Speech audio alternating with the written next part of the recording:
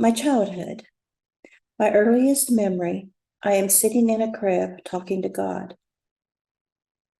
I tell him there's been a mistake. I was sent to the wrong family. I don't know these people. They are strange.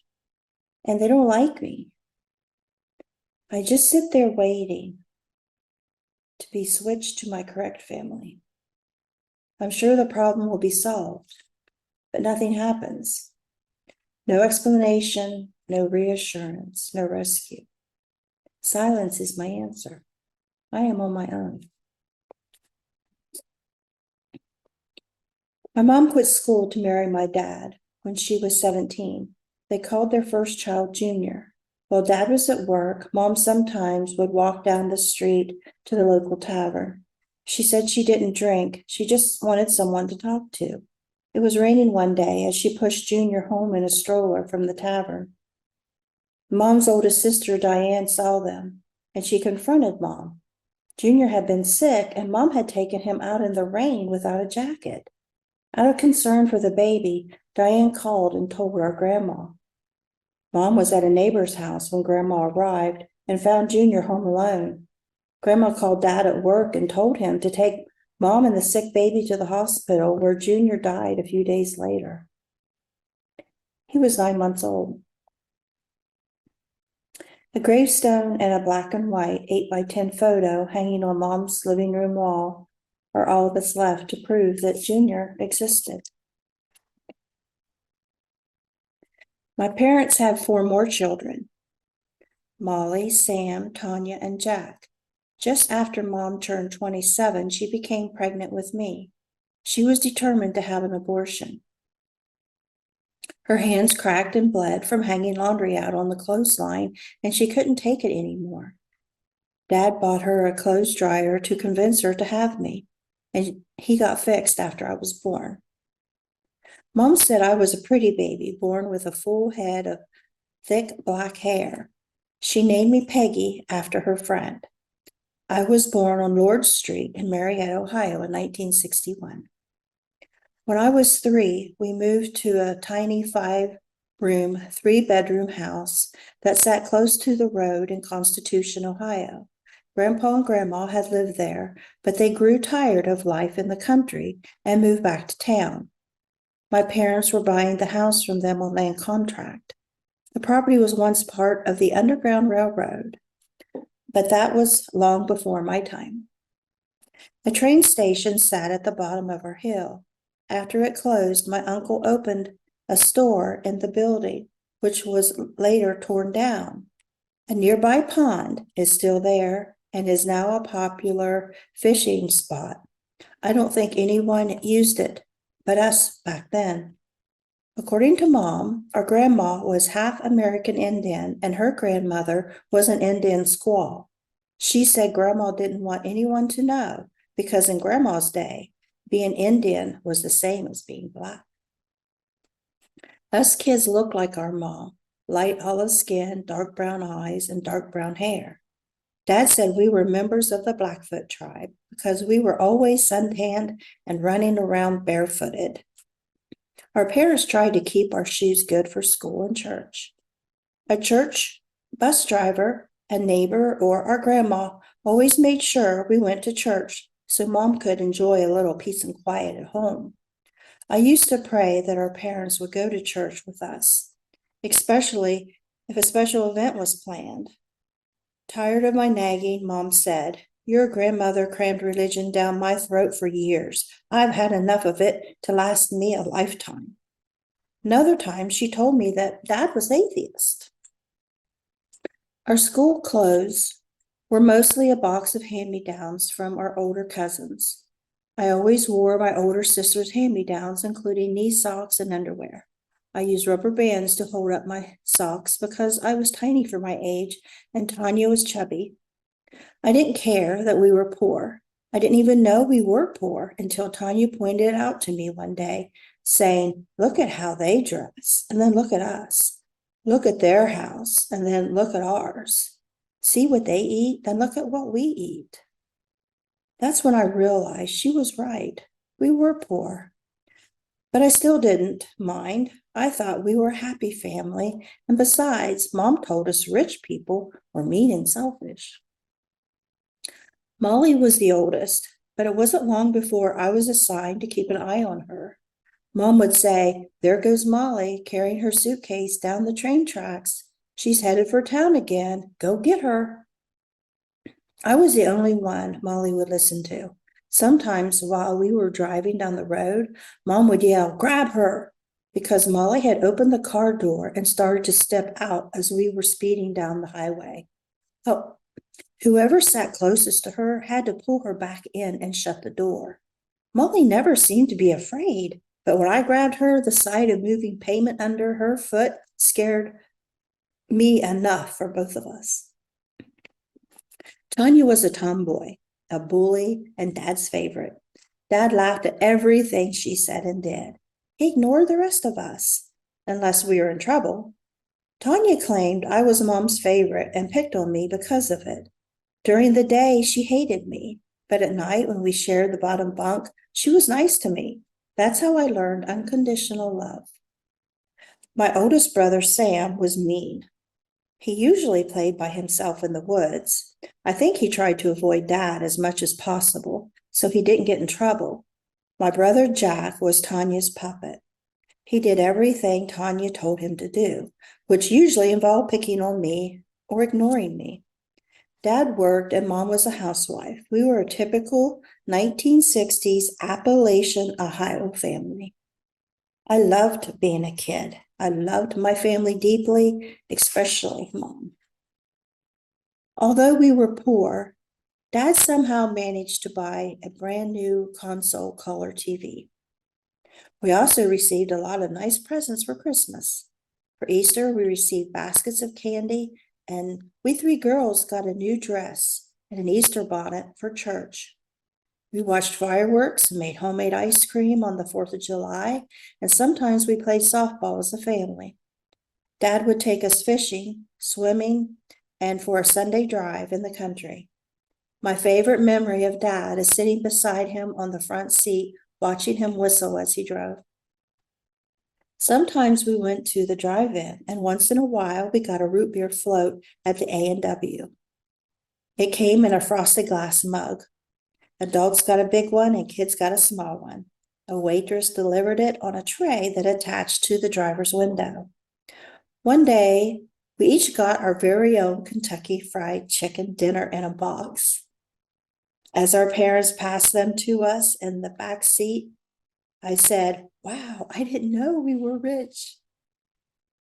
At Halloween, we searched through old clothes to create costumes.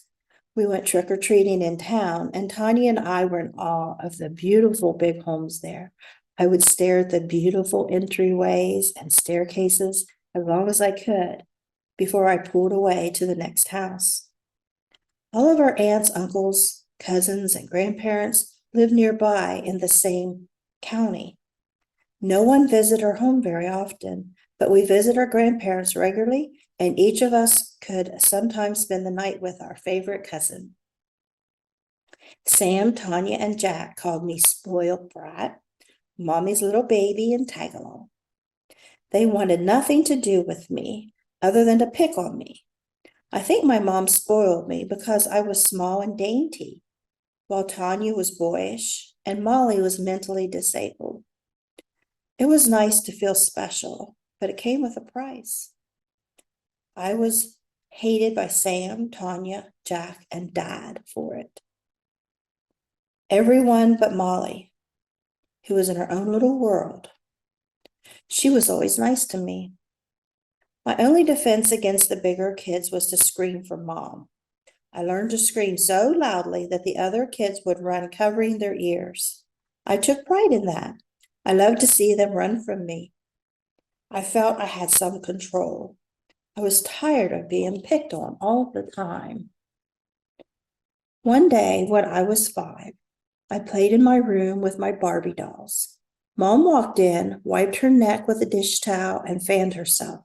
"It's too hot," she said. "Let's go swimming." I jumped up, quickly changed into my bathing suit.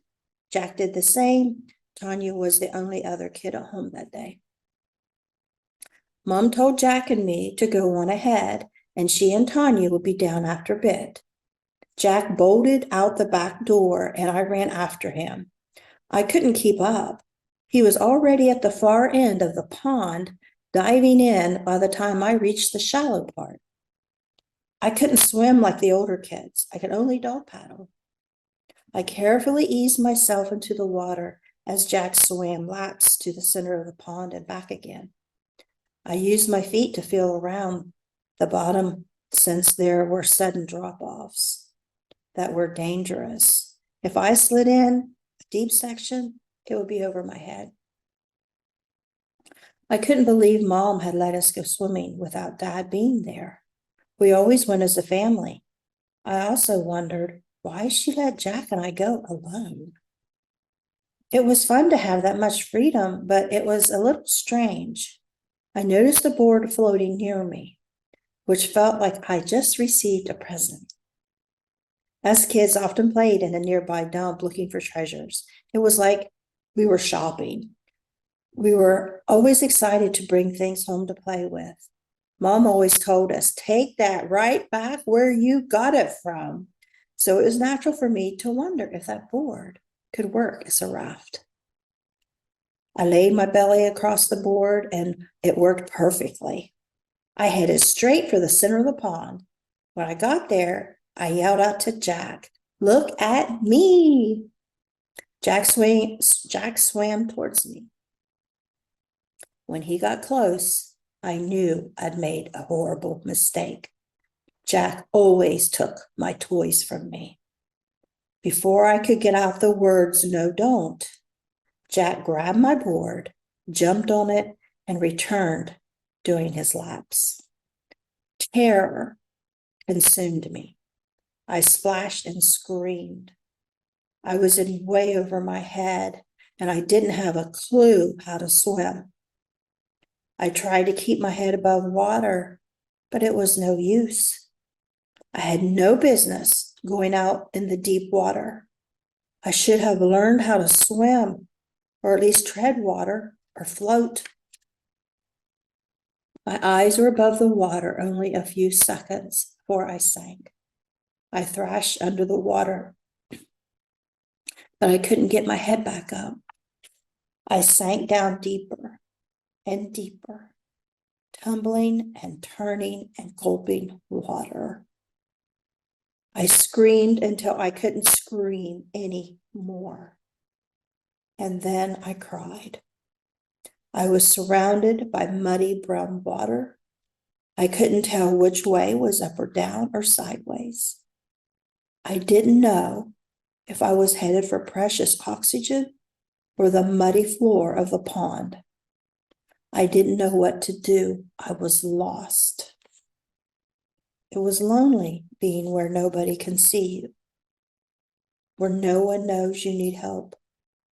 I thought about Mom and Tanya still at the house. I could see them in my mind.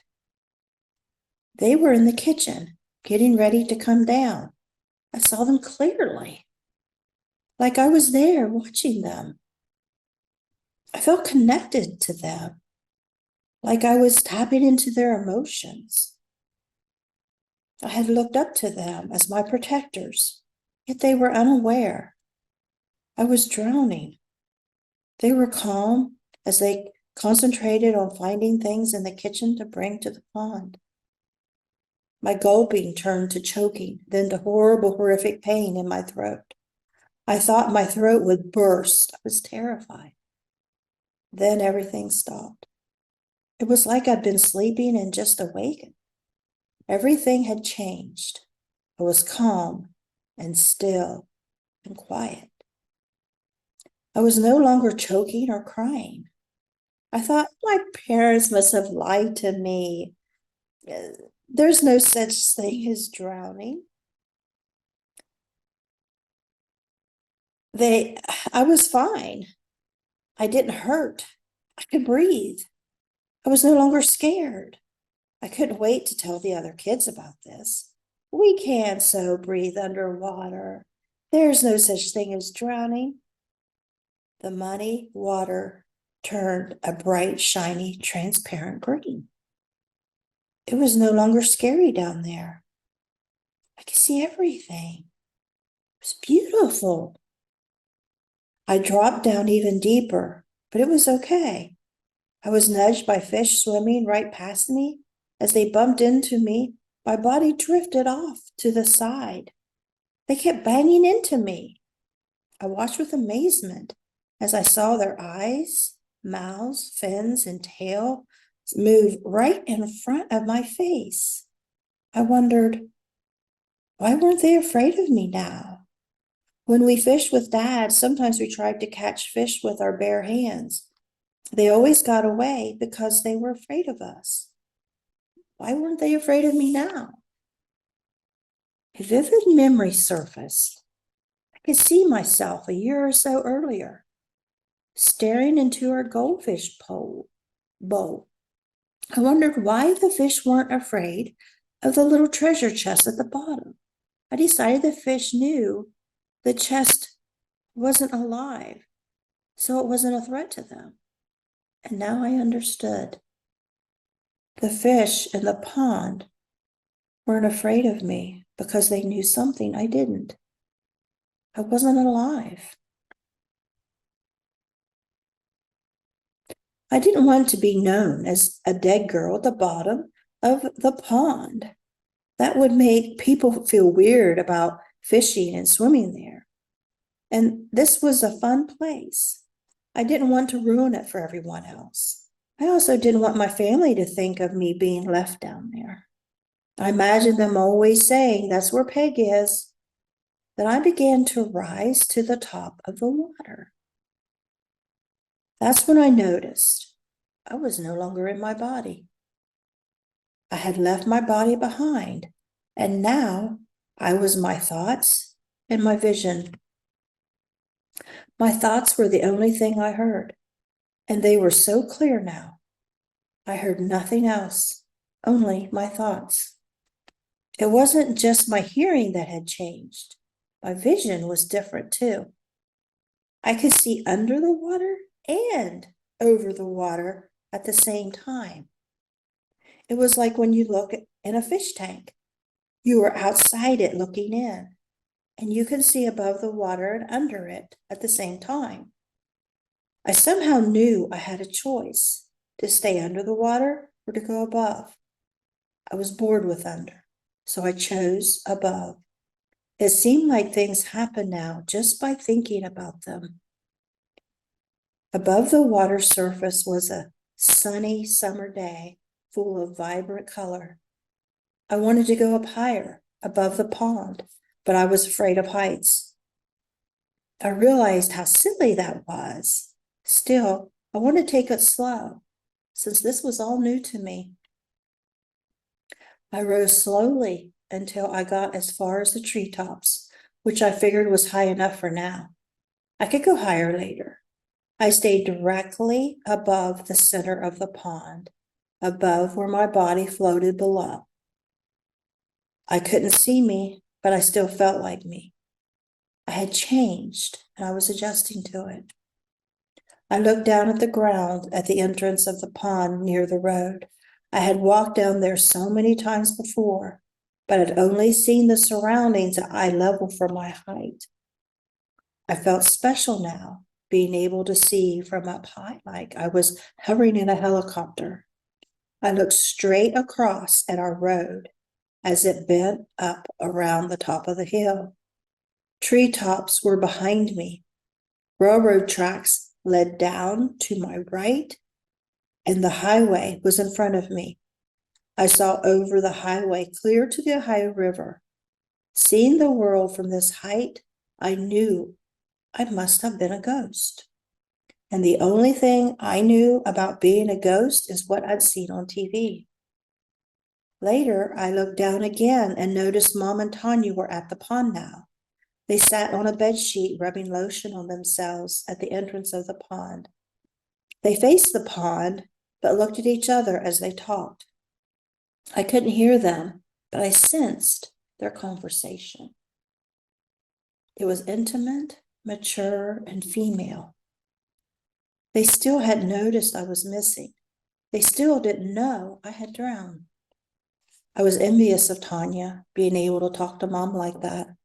I wasn't yet old enough to have that sort of discussion, and now I never would. I was angry that they weren't even looking for me. The anger melted away, and I looked around again. And there, down on the left, was Jack, on my board. He didn't need my board, but he had taken it away from me, and I drowned without it. Anger rose up in me until it turned to rage. I had never felt emotions that intense before. They were strong, and they would sweep in like a wave, growing in intensity. Then they would quickly roll away, leaving me with insight. I judged my family and saw they did not love me. It wasn't fair. Something informed me that children were sent here to be loved. That's why God sends them here. But no one loved me. I was sad for a moment. Then that swept away too. I thought about my situation and what to do now. There were benefits to being a ghost. I no longer had to listen to my parents or worry about getting into trouble. Since I could hover over the pond, I figured I could fly too. I could go wherever I wanted. I looked around. Which way should I go? I imagined old people, ghosts talking around a table in an empty house. I imagined myself walking in and asking if they knew where any kid ghosts were. I saw this as if it were happening. I then thought about all the graveyards in town, and I thought maybe I could find kid ghosts to play with there. I imagined that I searched in town for signs of others like me. Kids die sometimes too, I thought. I just had, and yet I was still here. I was about to leave to do these things, yet in thinking about them, I felt like I'd already done them.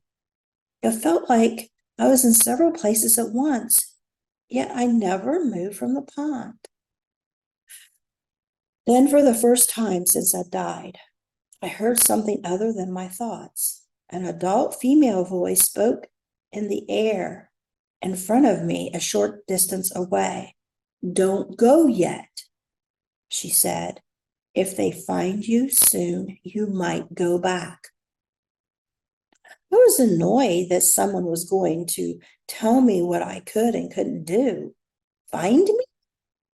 That wasn't going to happen. They haven't even noticed I was gone yet.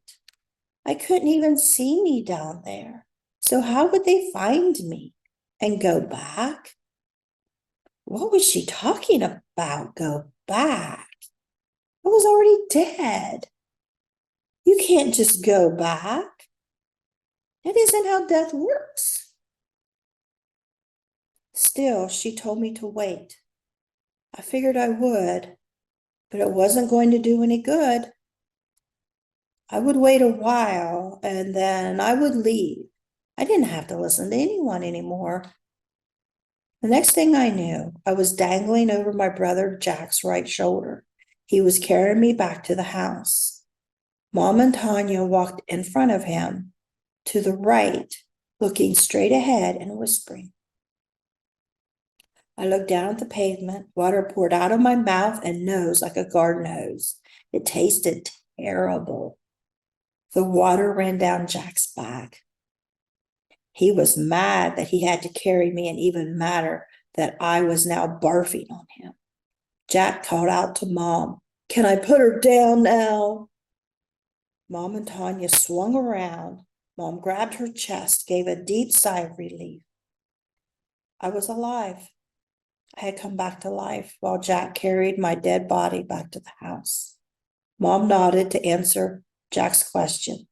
Then she and Tanya turned around and continued walking up the hill to our house. I could still feel their conversation and emotions. Tanya looked at Mom, listening to her as if she were Mom's best friend.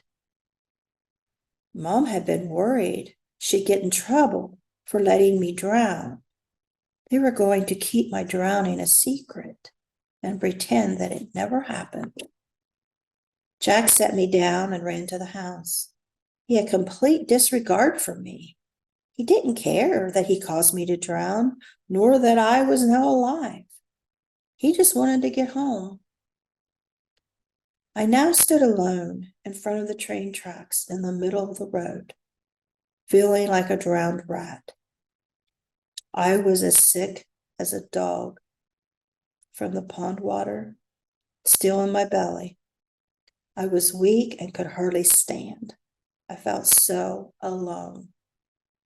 I needed my family, but they were only concerned about themselves. Then I remembered what I had just learned. My family didn't love me. It wasn't fair.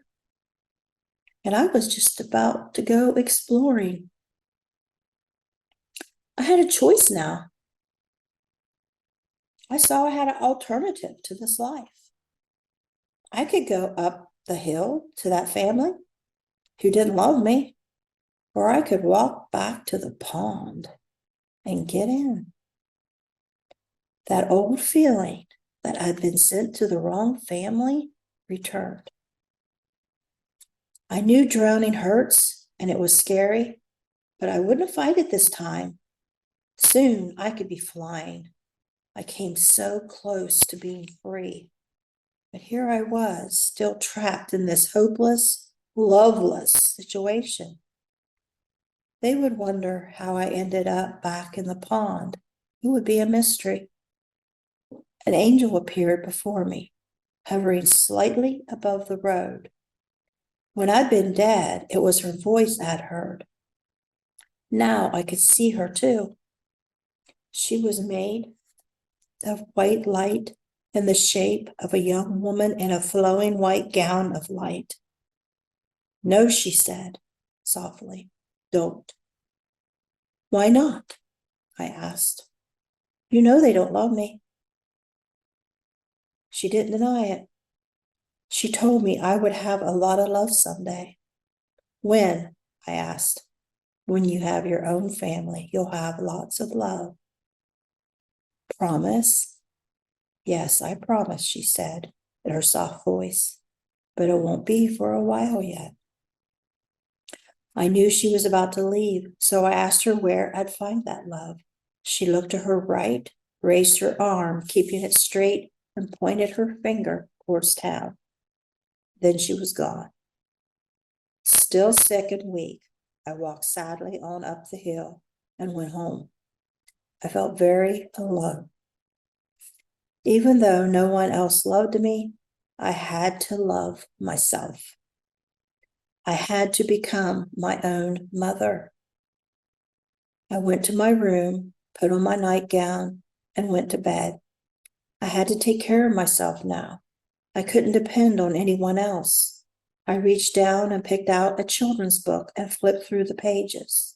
I saw the family picture. I saw the familiar picture of the house made from a boot. The old woman who lived in a shoe had so many children she didn't know what to do.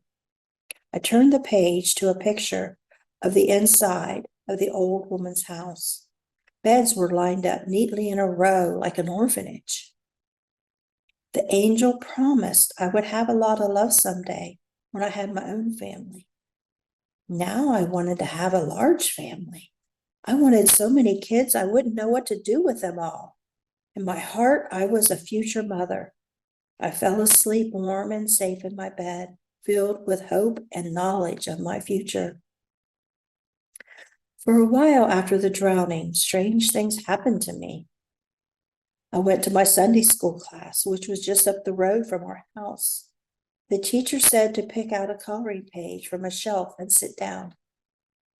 I found a coloring sheet of Jesus and the children. This is it. This is the one. The picture showed Jesus sitting on a big rock with one child on his lap and several other children standing beside him on his left, like they were all waiting for their turn. The picture became alive and real. As I colored, I sang, Jesus loves me, over and over, growing louder and louder. Then I saw myself standing in front of Jesus. waiting for my turn. I was in heaven. I was going to sit on Jesus' lap next, and I couldn't wait. I wanted to push the other kid off, but I knew that wasn't nice. I had to be good. Yet I was so impatient. I could feel how much he loved the children. I felt his sweet, tender love. I soaked it up like I was bathing in sunshine. I was so happy. Something informed me that he loved children of every color. I felt that very strongly, even though it wasn't on the page. It was an insight. As I sang the words, Jesus loves me, this I know, for the Bible tells me so. Little ones to him belong. They are weak, but he is strong.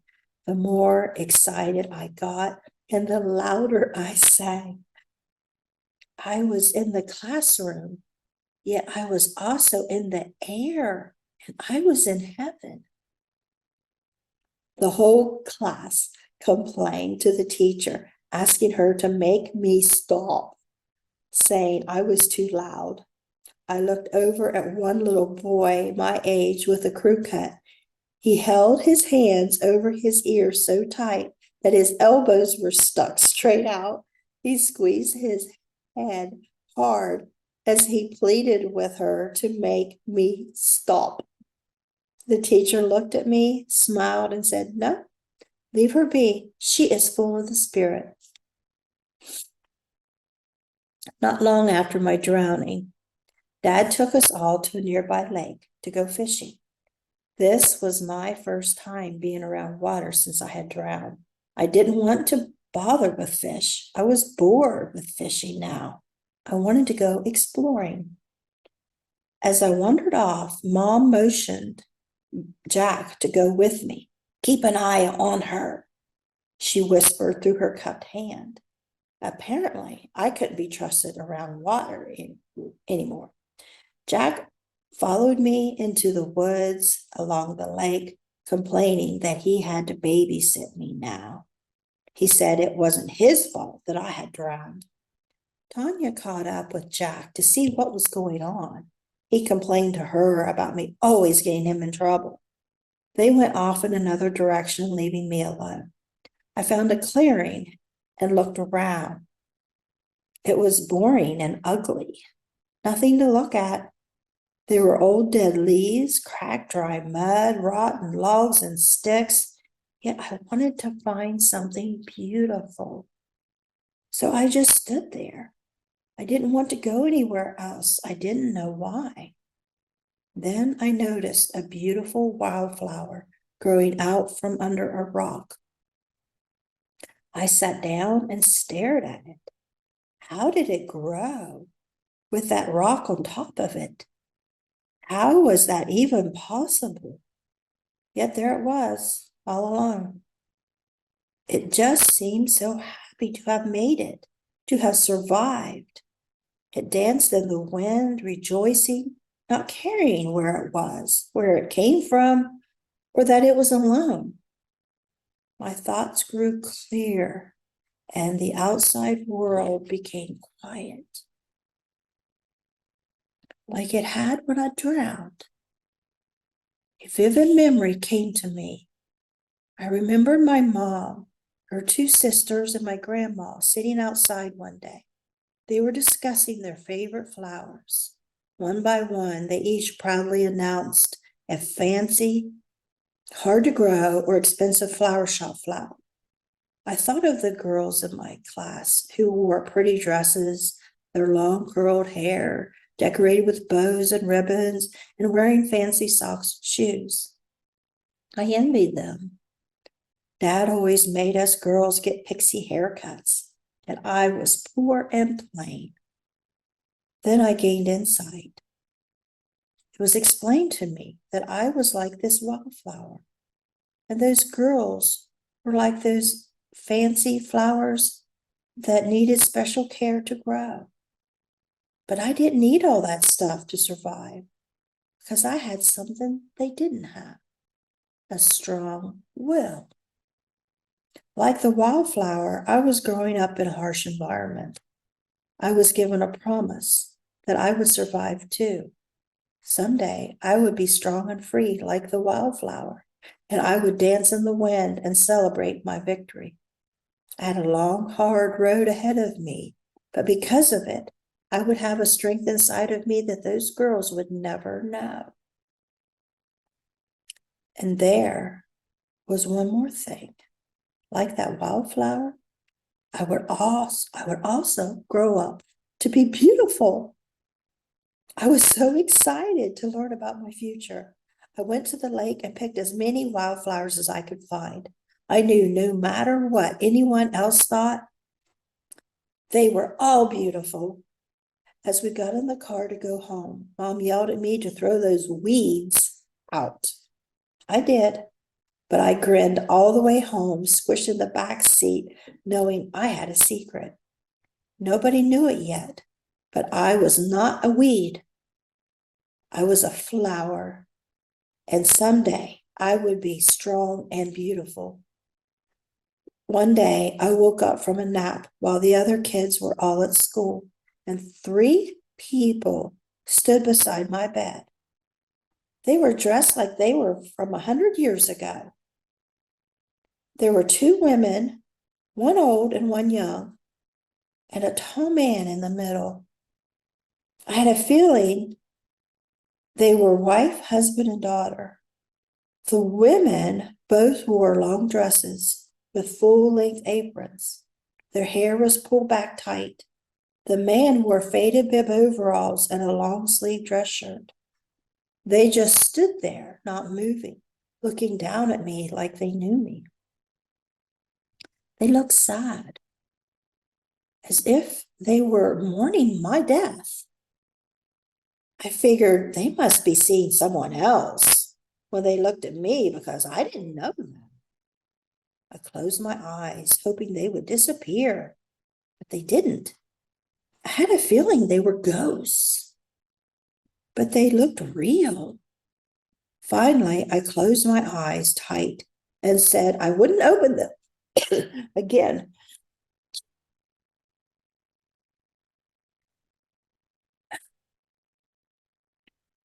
Until they were gone. Finally, when I opened my eyes, they were gone. I got up and found Mom in the kitchen cooking. I asked her who those people were in my room. She said no one was in there but us. I described them to her and assured her they were there. She said the only people she knew who looked like that were the ones who lived up the hill from us, a few houses, but they had moved. They had dressed like that. They didn't believe in running water or electricity. When Tanya got home from school, I bugged her until she agreed to go to that house with me. We peeked in the windows, and the house was empty. We went inside and saw a water pump between the living room and the kitchen area. I didn't believe in ghosts. I had forgotten about when I was a ghost when I drowned. So to me, these had to be real people. Then one night when I went to bed, I had to get up to go pee. I wasn't allowed to get up after we were put in bed. I knocked on the bathroom door. Dad was mad because I was up and had disturbed him. He slammed his newspaper shut so loudly that I jumped. He came out of the bathroom and told me I had to sit there all night and not get up, and I wasn't going to tattle about it to my mother either. I sat there all night and was bored. My butt felt like it was cut from the rim of the toilet seat. I held my arms down straight to lift myself and get some relief, but I never got up. I looked around at everything there that was in the bathroom. I stared at the small window along the ceiling above the toilet. I wished I could go outside and catch lightning bugs. I wished very hard, even though I knew it wasn't possible. Then I sat there and watched a ghost come out of my right side. It crawled up the wall on its elbows and knees right beside me, then went through the glass window and it was gone. I didn't understand. Was that me? A part of me? Or someone else? I feared someone would see me out there and I would get blamed for what it did.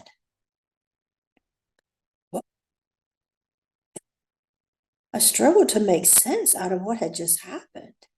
If it were me, I would be catching lightning bugs. But what if it were in the neighbor's house playing with that little girl's toys? Or maybe it was flying over the river or down the highway. It was free, but I was still sitting on the toilet. I waited for it to come back. It never did. I was afraid Mom would walk in and notice it was gone. But the more I thought about it, I realized she wouldn't notice anything. After all, I was still there. I wondered how I could just wish something, or just think about it, and then it would happen. No matter how impossible. I didn't understand at all. Tanya was the one with the vivid imagination, not me. I always tried to tell the truth. I hated lies. Yet these things were happening. I never told anyone about these experiences and dismissed them as soon as they were over. What made perfect sense to a limitless soul made no sense to my childish mind. Finally, morning came. When I heard Mom getting pans out to start breakfast, I ran as fast as I could to my room so she couldn't ask any questions. As I ran, I heard her say, "My, you're up early." Things soon went back to normal. My normal was Sam trying to touch me, and I was sick of having to watch out for his hands. I had to be quick and swat his hands away. One day we came back from a Sunday drive. Molly and Sam had stayed home alone. Molly greeted me in the boys' room. She smiled. "Peggy, you're going to be an aunt." Sam and I pretended we were a married couple, and I'm going to have Sam's baby. My advanced insight kicked in. I knew Sam had raped her. I used the word rape because Molly was as innocent as a kitten. She couldn't understand what was happening, and Sam knew it. Later, Mom told us that Dad had molested Molly, and he had gone to counseling for it. I was socially awkward, very shy, and had trouble putting my feelings into words. Yet I felt outrage over my big sister being harmed when no one else seemed to care.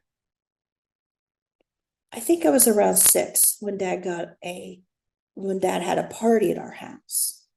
His brothers and their teenage sons played cards in our living room.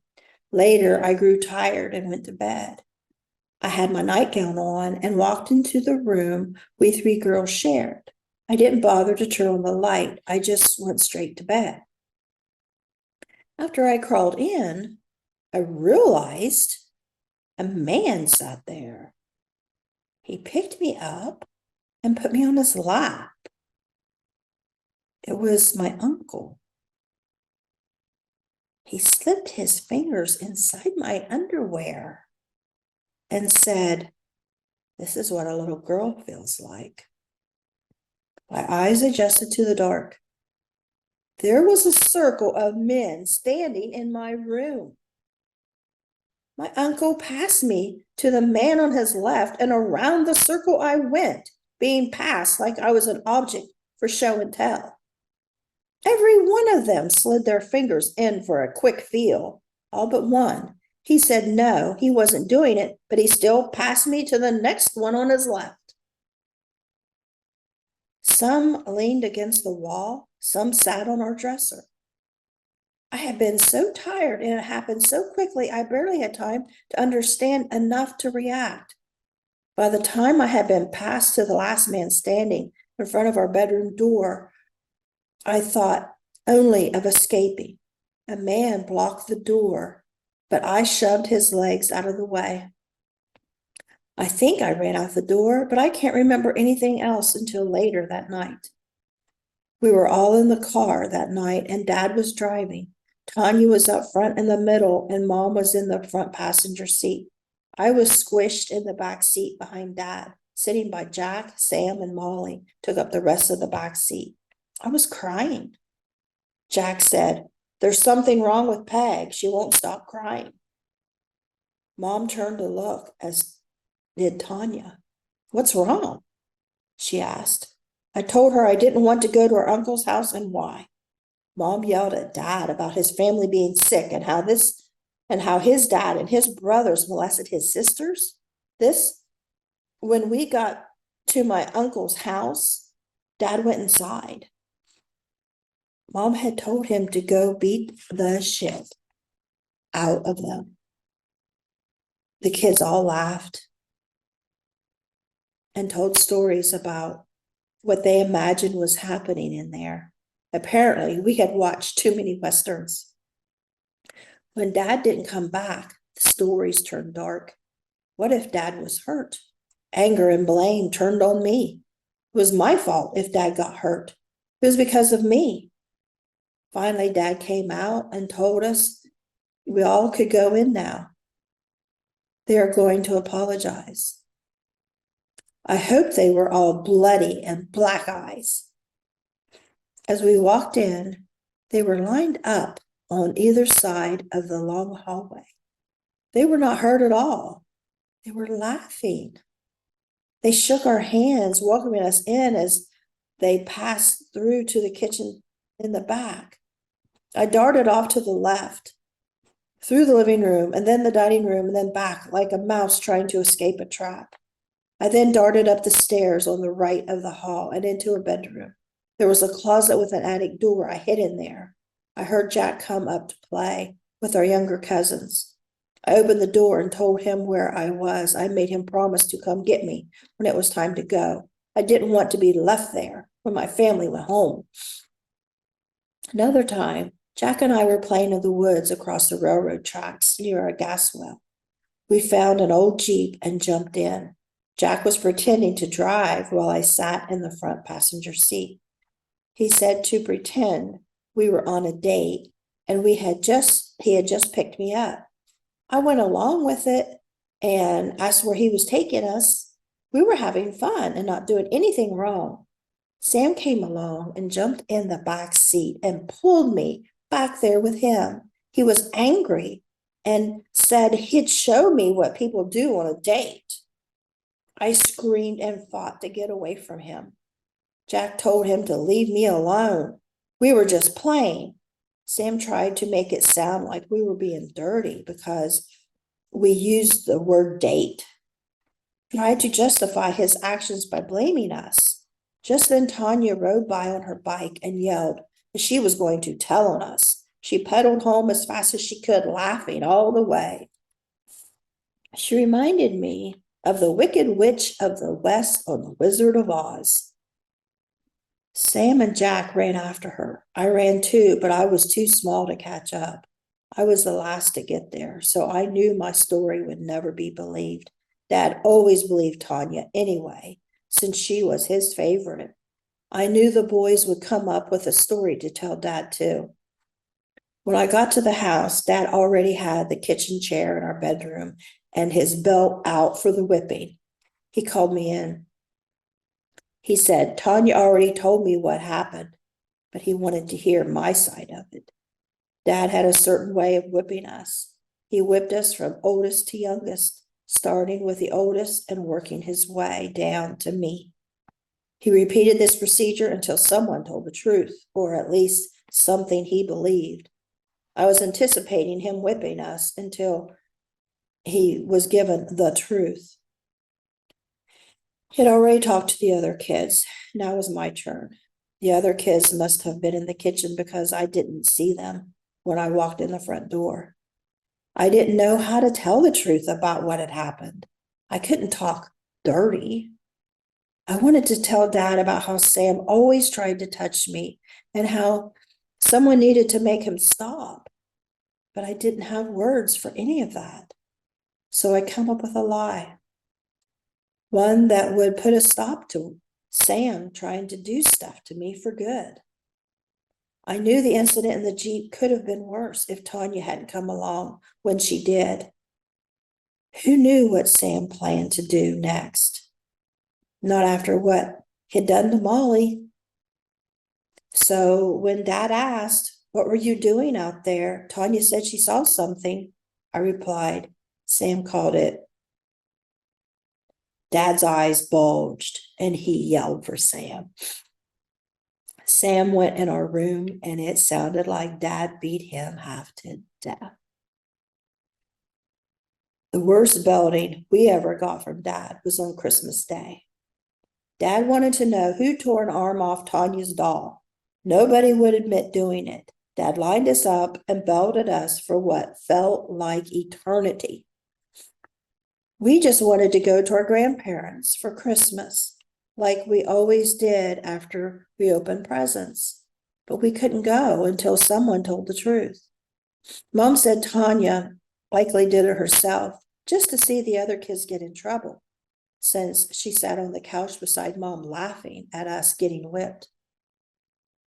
So then Dad told Tanya to get up there in line 2, and the line began again. Finally, Sam lied and said, "Fine, I did it." We knew Sam hadn't done it. He had just said he did to put an end to the beating. Tanya didn't even like dolls. She and Jack broke my toys every Christmas right in front of me, and Dad never did anything about it.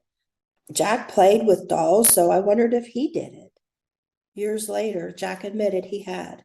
But on this Christmas Day, Dad beat Sam worse than ever and shamed him for making us all get whipped. It's funny how some things stand out in your mind forever, while other things are forgotten. I was hit by a car and knocked out when I was little. I woke up in the hospital and was fine. We had been at Sam's baseball game, and I was busy making sandcastles in the parking lot. Jack told me a car was coming, and he ran out of the way. I thought he was just trying to steal my sand. I only have a faint memory of it. All I remember is guarding my sand one minute and being rushed to the hospital on a stretcher the next, with my grandma yelling at the paramedics to hurry up. Tanya was always trying to scare me with ghost stories and would take me to a large abandoned house down the road and try to convince me it was haunted. Just like I always had to protect myself from Sam's sneaky hands, I had to protect myself from Tanya's lies and pranks. One day, Tanya got me, though. Her family went somewhere without Tanya and me, possibly because I always got car sick. Even though I was very skinny and small for my age, my belly stuck out like the starving kids I saw on TV from Africa. Anyway, Tanya had to stay home and watch me. As Tanya and I stood on the front porch watching our family leave, a white van went up the hill. Tanya grabbed me and pulled me inside quickly, closed all the doors, and pulled the curtains. "Didn't you see that van on the news?" she asked. I said, "No."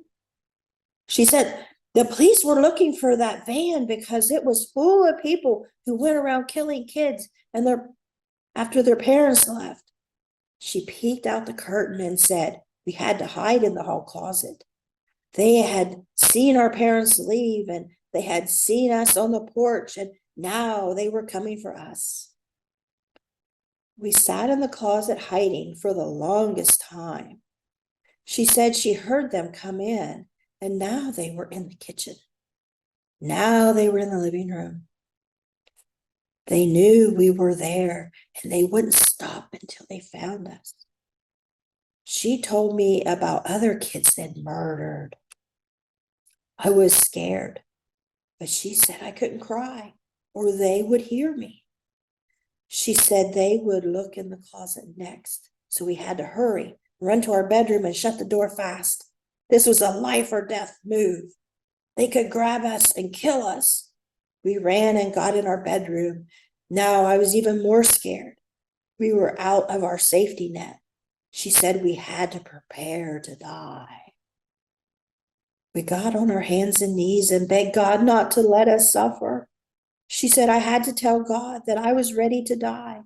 I was still on my knees praying into my tightly held hands and crying when suddenly Tanya jumped up, ran to the bedroom window, pulled back the bedroom curtain, and cheerfully announced, "Mom and Dad are home."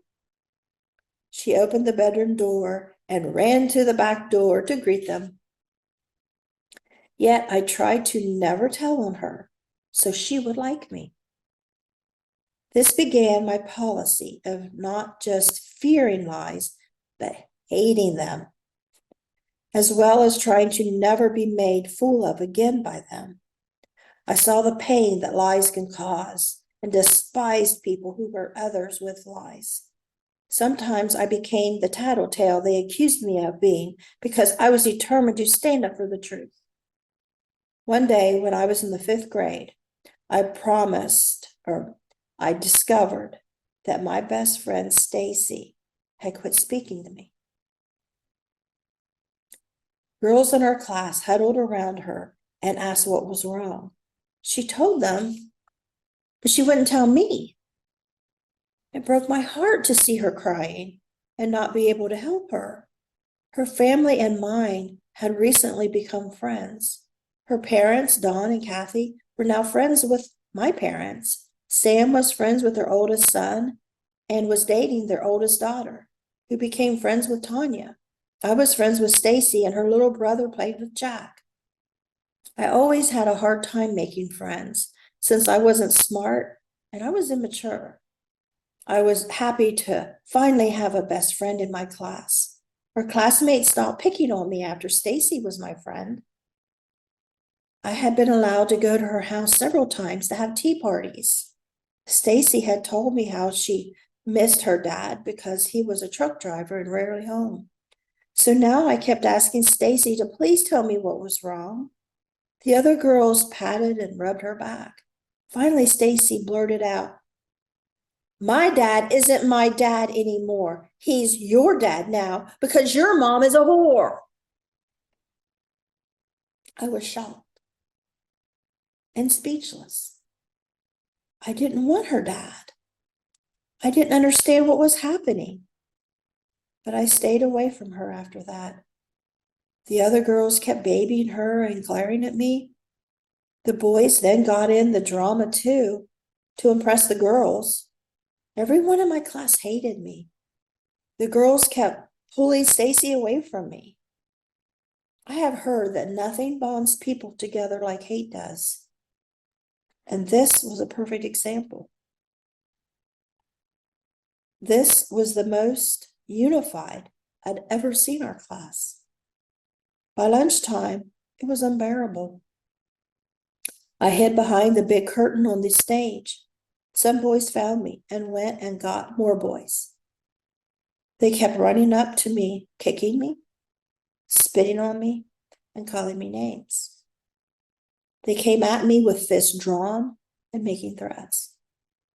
After lunch, I was too afraid to walk back to class. I stayed hidden on the stage. Someone found me and took me to the office. They called my mom and told her to come get me. They said it wasn't safe for me there. I stayed home from school for a few days. Then Mom told me I didn't have to worry. We were moving. I didn't have to go back there. I was trying to watch Captain Kangaroo in our living room when Don, Stacy's dad, walked right in our house and stood in front of the TV and kissed my mom for a long time. Then he turned to me, smiled, and said, "I'm your dad now." Inside, I heard myself scream, "My mom is a whore." I didn't want Don for a dad. I already had a dad. We moved from the country back to Marietta, Ohio. I was in the middle of the 5th grade. At my old school, girls still had to wear dresses to school, and a uniform in the all-girls gym class. At my new school, everyone wore blue jeans and boys and girls took gym class together.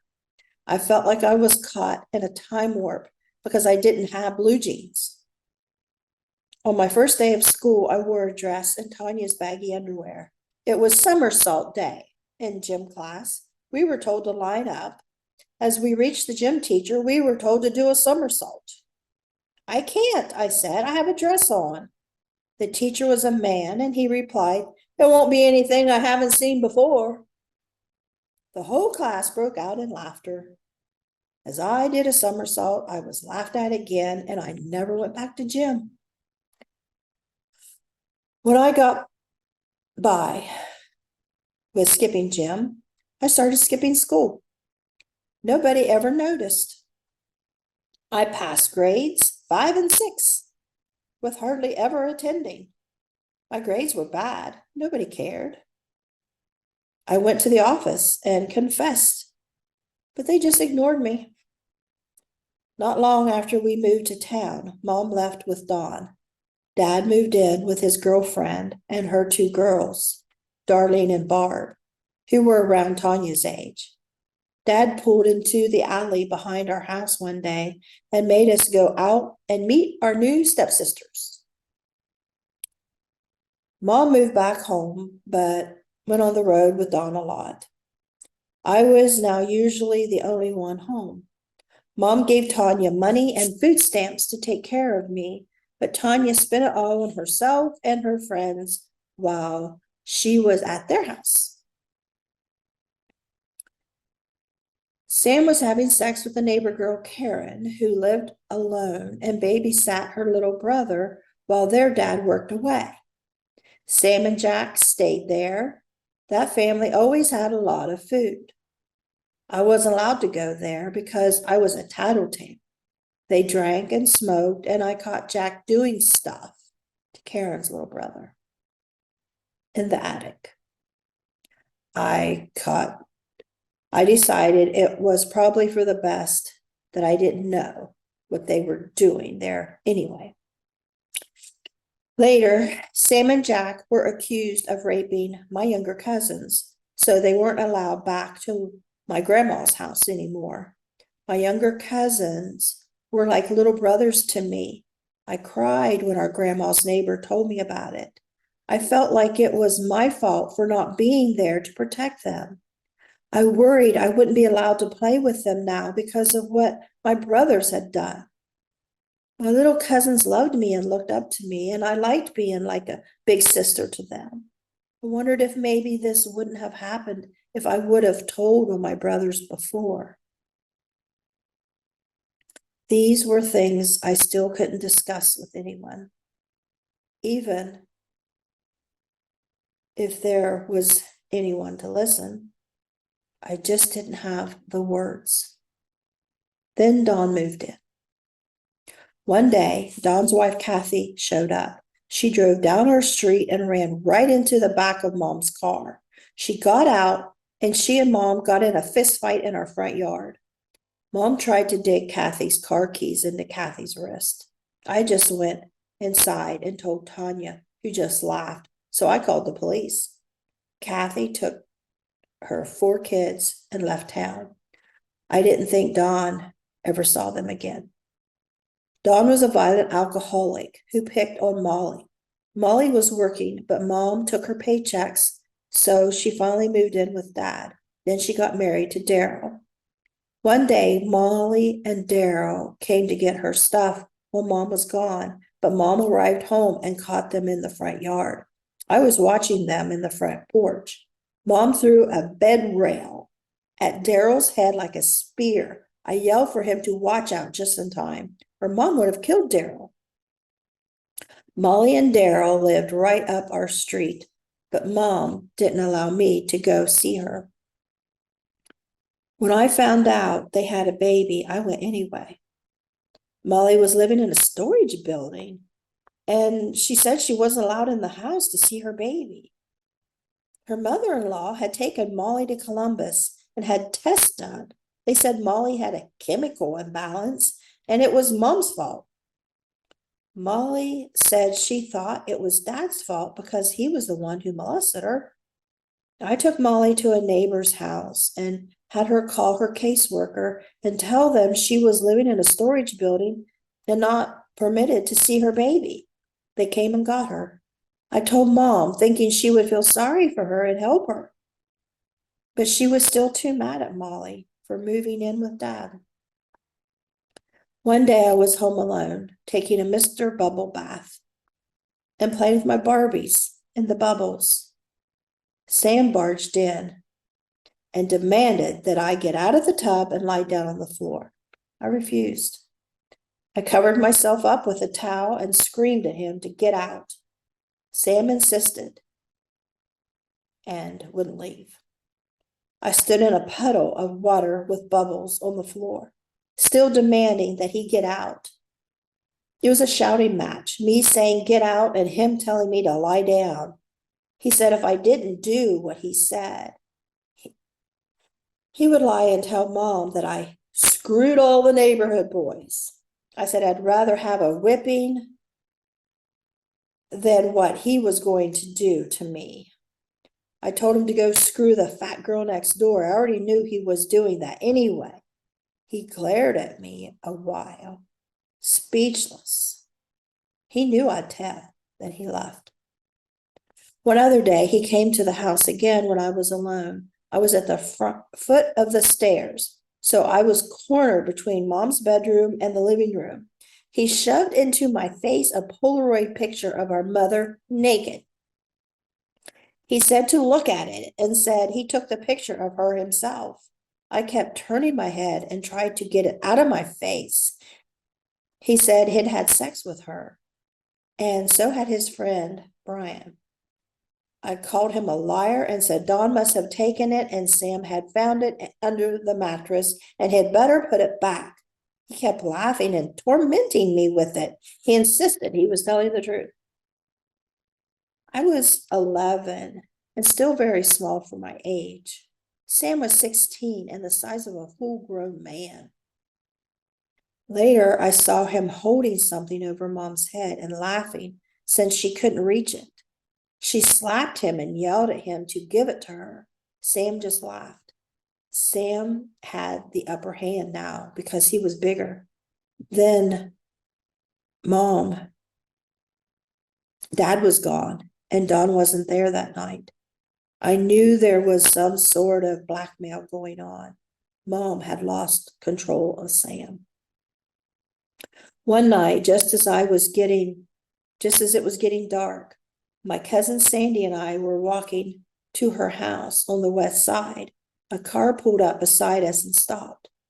They started to say something to us, so we walked over to the passenger side window. There were two men, hippies, and the one in the passenger seat opened the glove box, pulled out a pistol, and told us to get in. We ran to Sandy's house and told her parents. They called my parents and the police. Tanya came to see what was going on.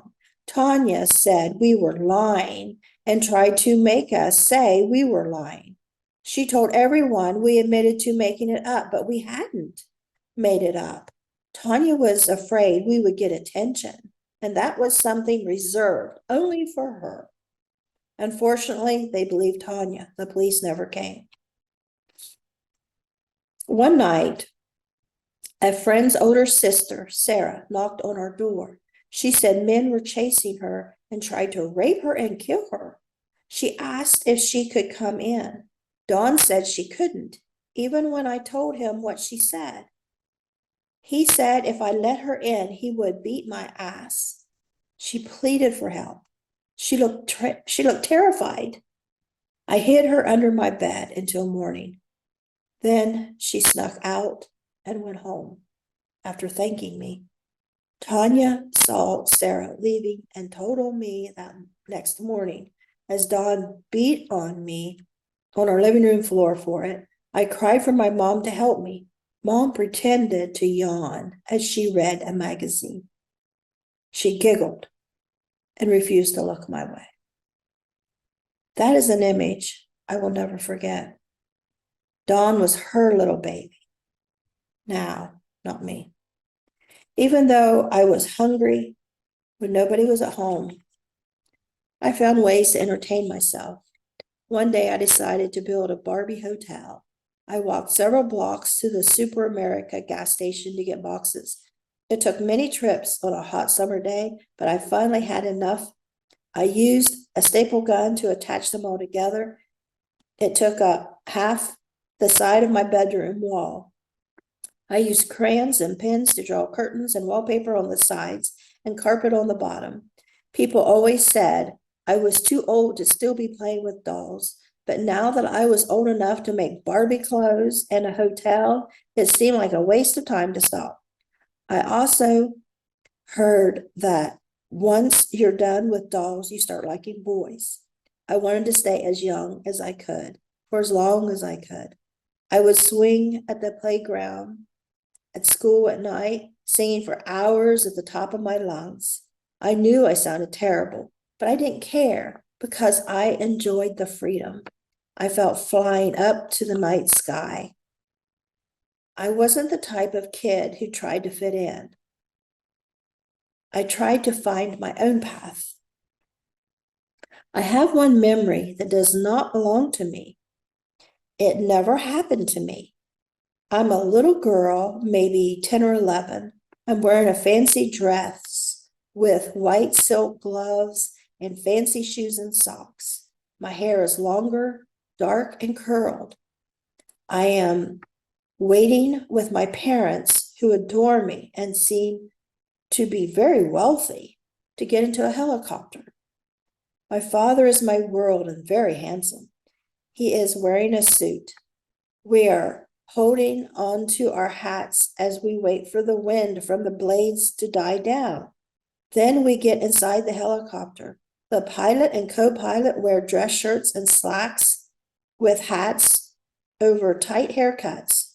They are all so nice to me and give me attention. They try to ease my fear of flying. We start to fly and the memory ends. I asked my mother about this, and she assured me it wasn't me. I know it didn't happen to me, yet it stays in my memory as though it did. Maybe in a different lifetime, I wondered. Maybe I was so loved before that I needed to come back to go through life unloved this time. So much in life can't be explained. I have always had a deep longing for a kind, handsome father. I never felt that my dad was my real dad. He had false teeth and would flip them in and out of his mouth to gross me out. I used to listen to Jim Reeves albums over and over all day, wishing he were my dad. His voice sounded so kind, mature, and loving. One day, we were headed to Grandma and Grandpa's house. I noticed a bunch of kids playing outside on the corner of the street. I jumped out of my seat and watched them. That's my family.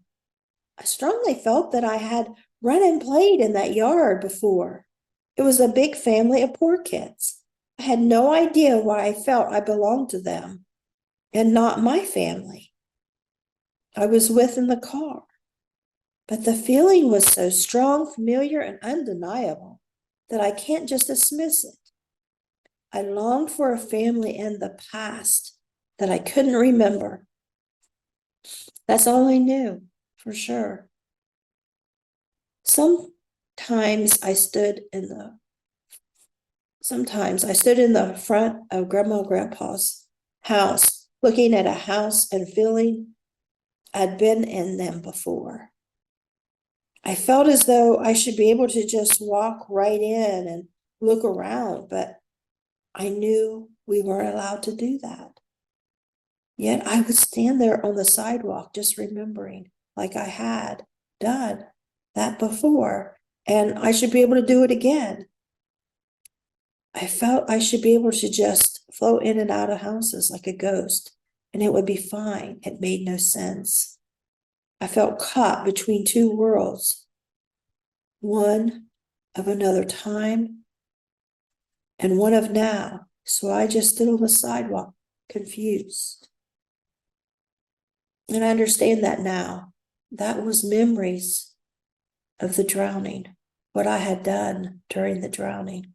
I had went in and out of houses. I had played with those kids in that corner lot as a ghost while my body was at the bottom of that pond. Finally, I made a friend again, Kimberly. When it was time for her to go in and eat, her mom would send me home because I'd asked for food. When I came back, her mom would ask what I ate. I always said tomato soup and grilled cheese because that's what I wished I'd had. But there was nothing at my house to eat once the Wonder Bread and Miracle Whip were gone. Kimberly's mom said she didn't believe me because I always said the same thing. I overheard her tell someone one day, I don't think they're feeding her. When Kimberly moved, I was lost.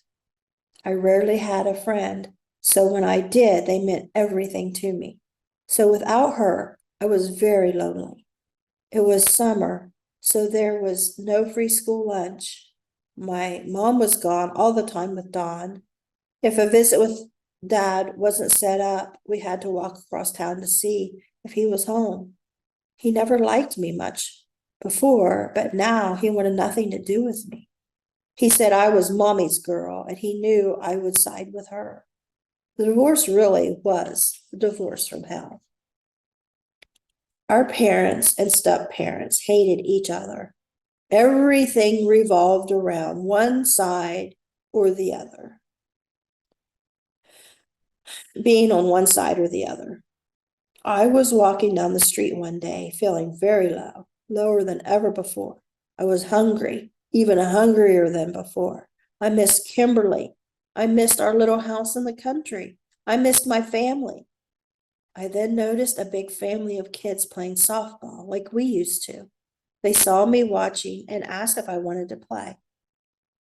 We only played a little while before they were called to come eat.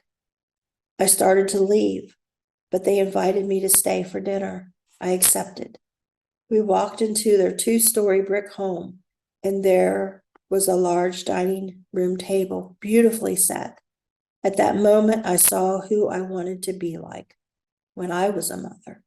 The house smelled good, and I could feel the love in it. The kids were of every shade of brown. A large brown woman came out from the kitchen to look at me when the kids asked if I could eat with them. She smiled and said, sure, as long as she asked her parents' permission first. I ran home beaming. I wanted to belong to that family. I didn't know what to do if mom wasn't home to ask. They were everything I wanted in life. When I got home, I asked mom if I could have dinner with them. She asked who? So I told her where they lived.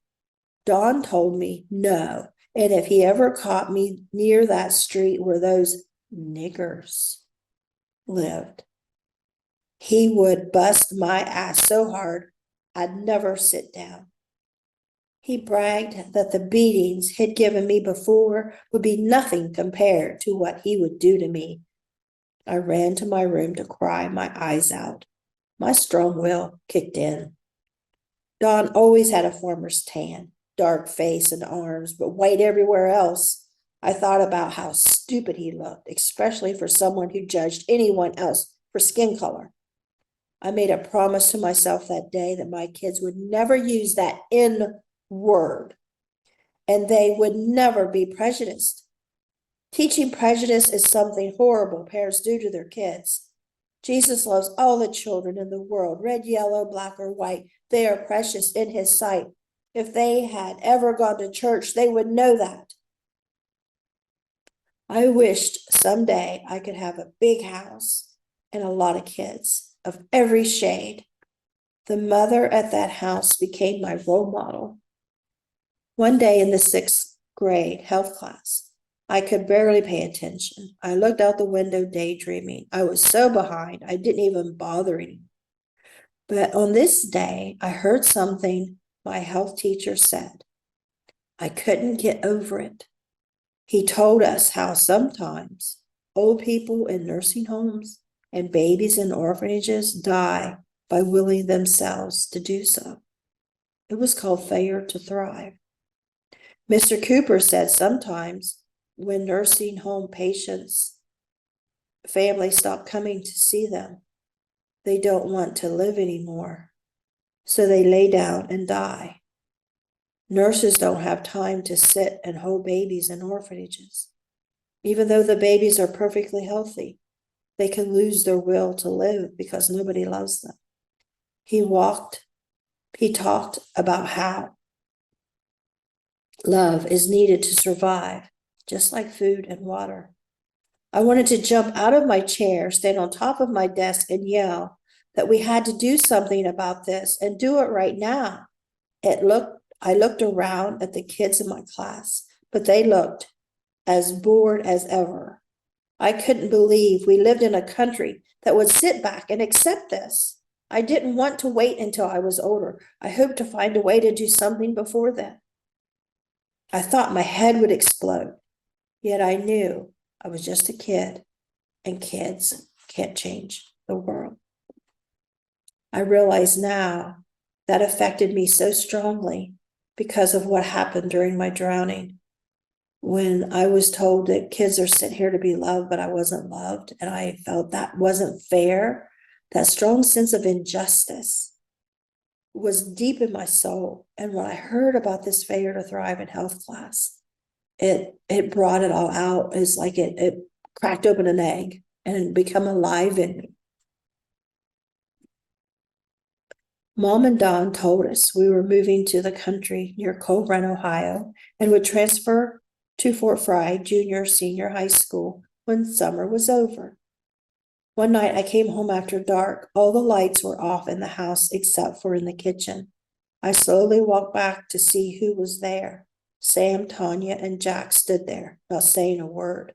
Tanya held a big bag of rat poison in one hand and a tablespoon in the other, about to scoop some out. "What's going on?" I asked. "We're going to poison Don's coffee." "Now that you found out, you have to be in on it too, or we can't do it," Sam said.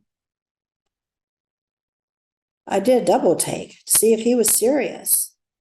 He was. They all were. I shook my head no. Don and Mom are taking naps. Don and Mom is taking a nap. When they get up, Don will fill his coffee thermos, then drive his semi. He'll get sick, wreck the truck, and nobody will ever know, Sam continued. "No," I said. I saw a semi accident in which the cab was on fire. A lot of people could get hurt. I shook my head no again. "Mom loves him. I won't do that to her." Sam tried to convince me, saying that he and Tanya and Jack didn't want to move back to the country. "We've had freedom for 2 years. Nobody cared what we did. Now Don thinks he's going to be our boss and tell us what to do." He brought up examples of times Don beat us. Again, I said no. "Well, I ain't leaving my school and my friends. I ain't moving again," Sam said. "They moved us once already when they got divorced, and they ain't moving us again. I like Marietta. I'm not moving back to the country. I'll move in with Dad." My answer was still no. Sam sneered at me. "From here on out, whatever happens to us kids because of Don is your fault. We could have ended this torment today." I was fine with Sam leaving. In fact, I was glad. Tanya smiled as she gently folded the rat poison bag closed and quietly put it back under the kitchen sink. She put the tablespoon back in the drawer. Not long after that, before we moved, I walked across the train bridge to the west side to visit my cousin. As soon as I crossed the bridge over the Muskingum River, I ran into Tanya. She told me to go with her. She wanted to tell me something. I didn't want to go with her, but she kept insisting. She wouldn't tell me what it was about until we got to where she was taking me. I finally went along. She led me back over to the train bridge. When we reached the middle, where the pier is, Tanya told me to jump. I refused. She said she'd done it, and didn't I want to do everything she did? I knew she was using my love for her to try to kill me. She said she would do anything if her friends called her a chicken. I told her she could call me anything she wanted. I wasn't doing it. I walked away, feeling pain in my heart, knowing my sister wanted me to die. And no doubt she would act shocked when she learned of my tragic death, as if she weren't involved. She feared I would tell on them for trying to poison Dawn. I had given up telling a long time ago. No one cared, so I didn't either. We moved to a house in the country near Coal Run. I started junior high school. Dawn abused us kids, concentrating on the oldest to the youngest. First, he raged on Molly until she moved out. Then Sam was the victim of choice, and he moved out. When Dawn started on Tanya, I knew it was a matter of time before she left too. She was still Dad's favorite, and she had become more like a sister to our new stepsisters, Darlene and Barb, than she ever was to me. But still, I didn't want to lose her.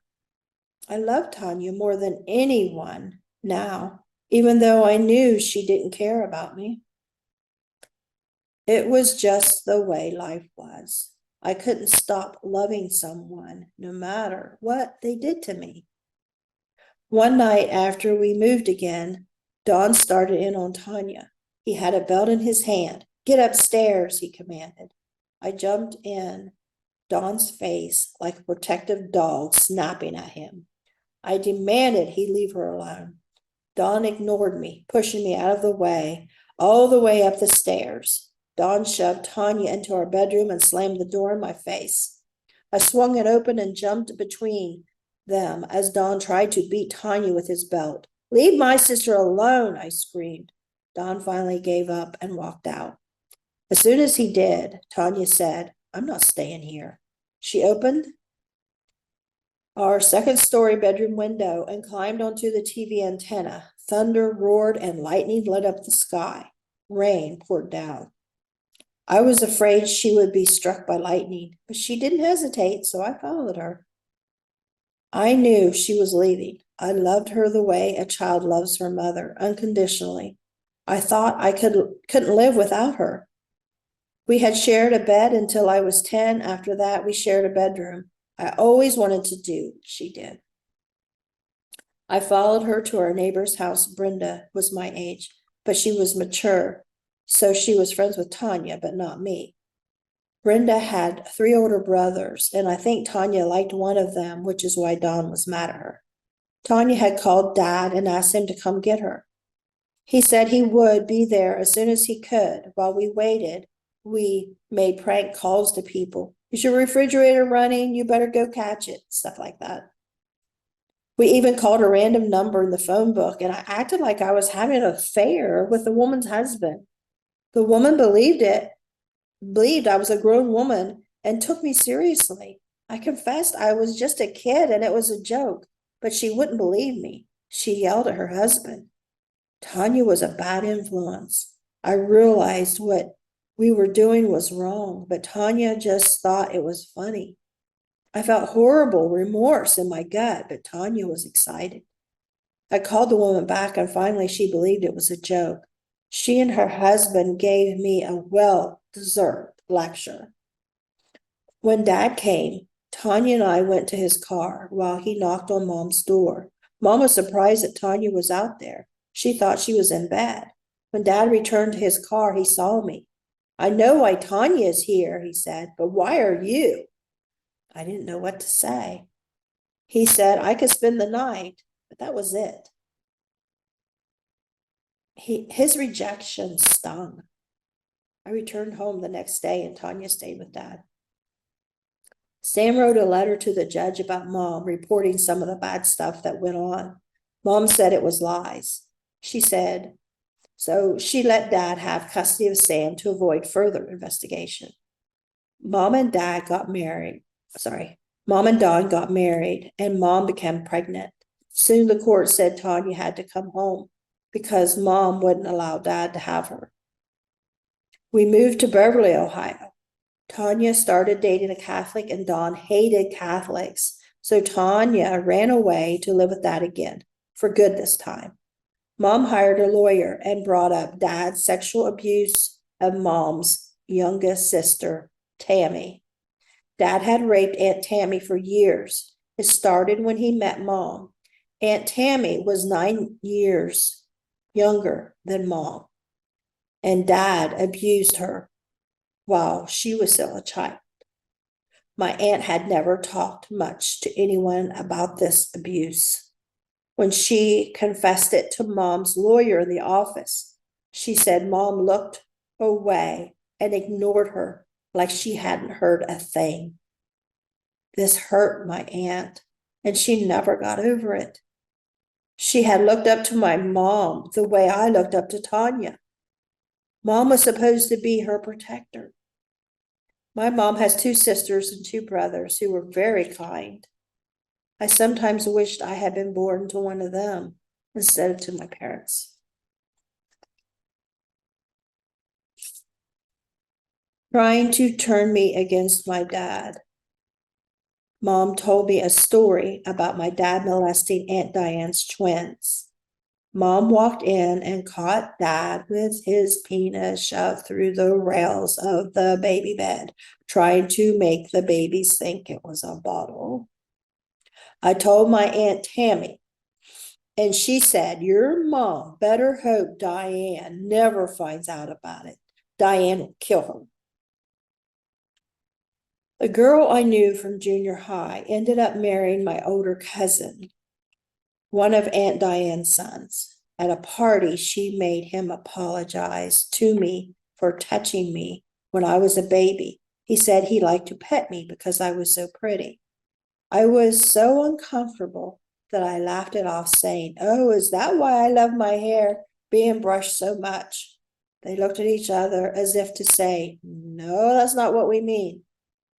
They were so serious. But I wasn't ready to hear any more about abuse at the time. Some things I just didn't want to know. At that time, it was too overwhelming. My family's abuse was enough to deal with without adding more to it.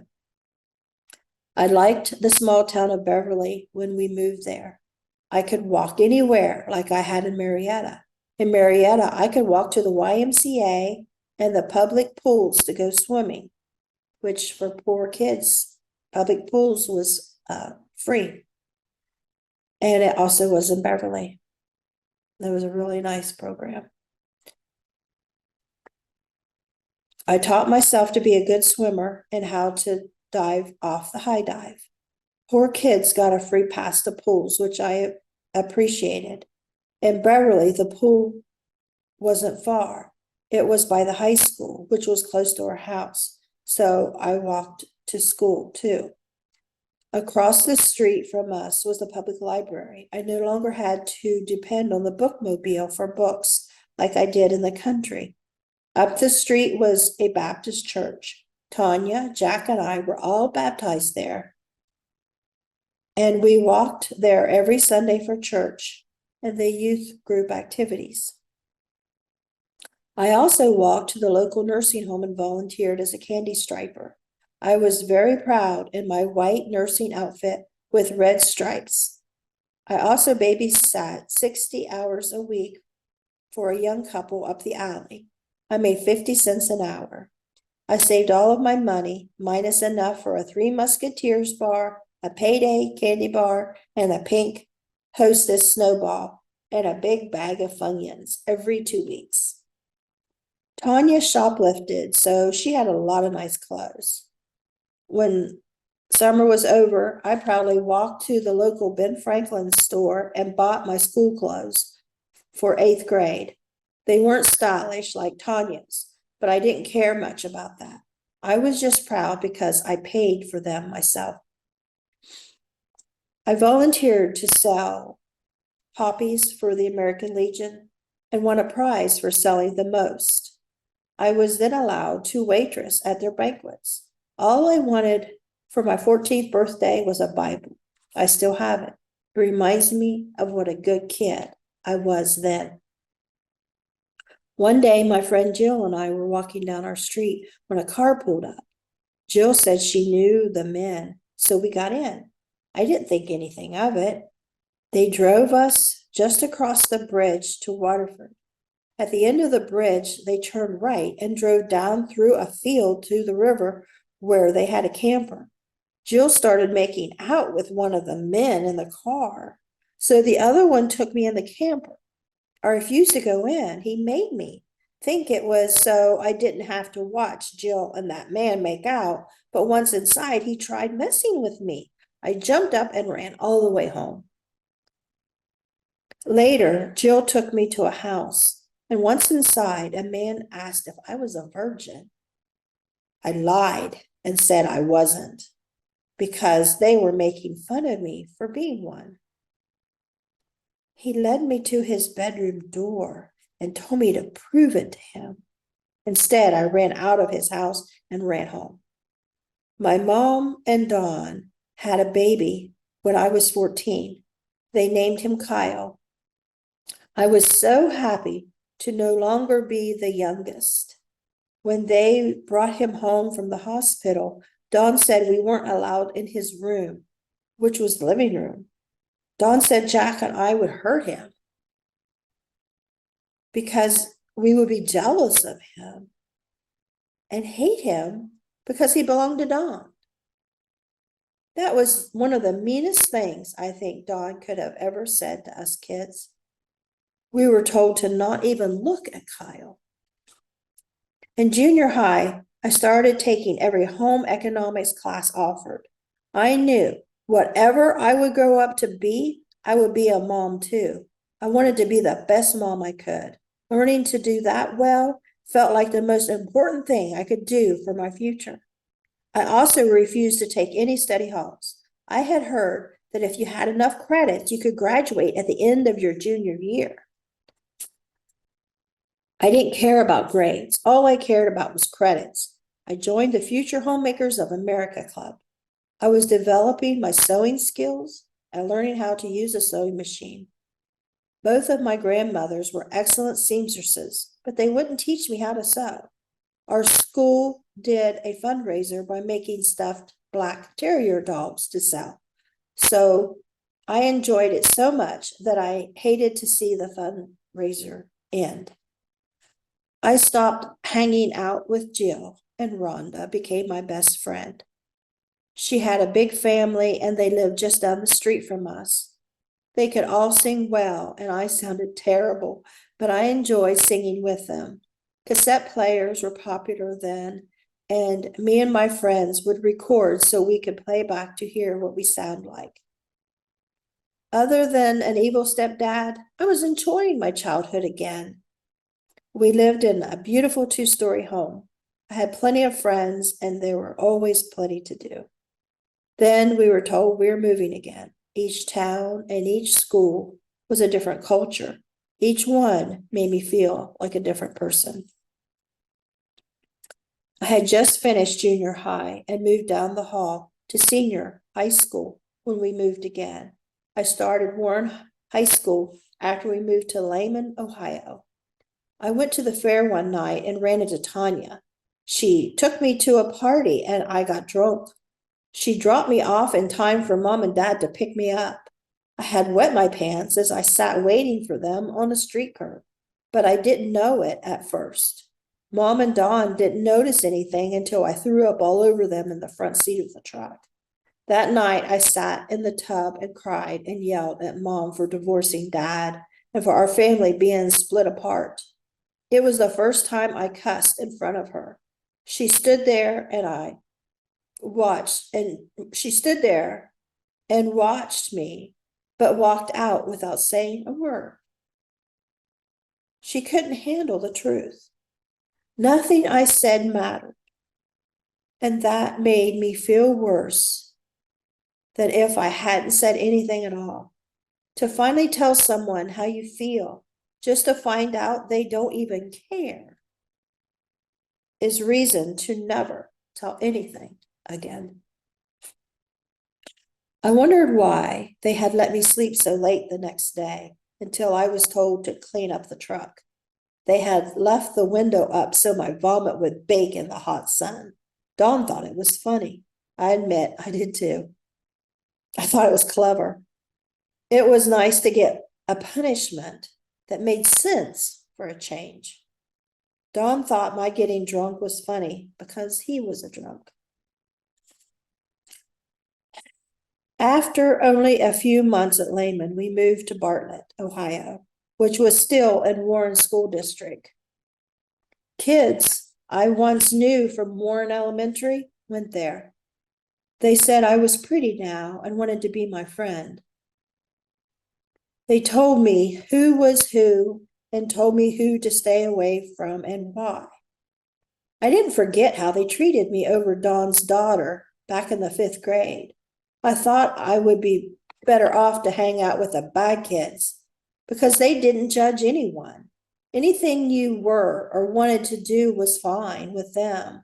They seemed to be more real and honest and accept you for who you were rather than try to get you to conform into something you weren't. I wasn't into snobs, studying, or sports. I was into freedom. I looked more like a teenager now than a child. I thought I was a hippie. I told my new friends we would buy a school bus and paint it purple, then paint flowers all over it and tour the country together selling crafts. We picked out nicknames. I picked Wildflower. I miss Tanya, so trying to be a badass was my way of honoring her memory. It was salt in Dawn's wound for causing her to leave. I resented growing up without her, even if it angered her when I copied her. She had threatened to quit Flag Corps at Fort Fry if I joined too, so I helped work on floats instead. Tanya complained that people called me pretty, but only called her cute. She made fun of my small breasts and seemed to find fault with everything about me. She was a thief and a bad influence on me, yet I felt lost without her. After we moved again, Dawn told our neighbors that I was a whore. The 19-year-old woman next door was friends with Dawn. I tried to be her friend too, but she and I went looking for churches, but never found any she liked. She insisted I was not a virgin because Dawn told her all about me, she said. She wasn't stupid. She would never believe me.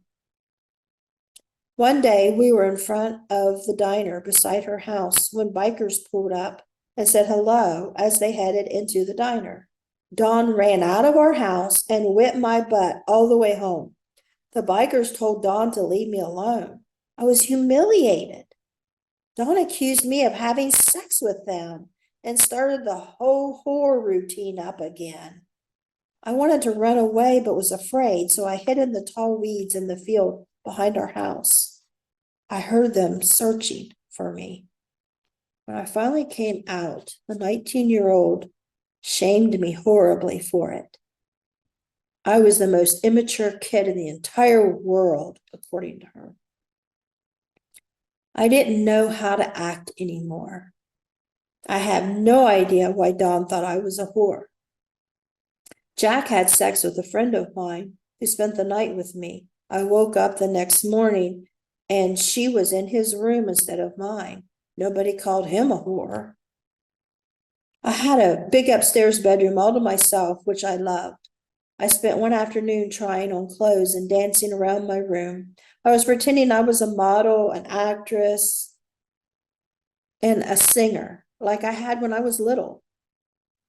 I was in my own little world. I hadn't noticed that it had gotten dark or that I had forgotten to close my curtains until I went across the street to visit a friend.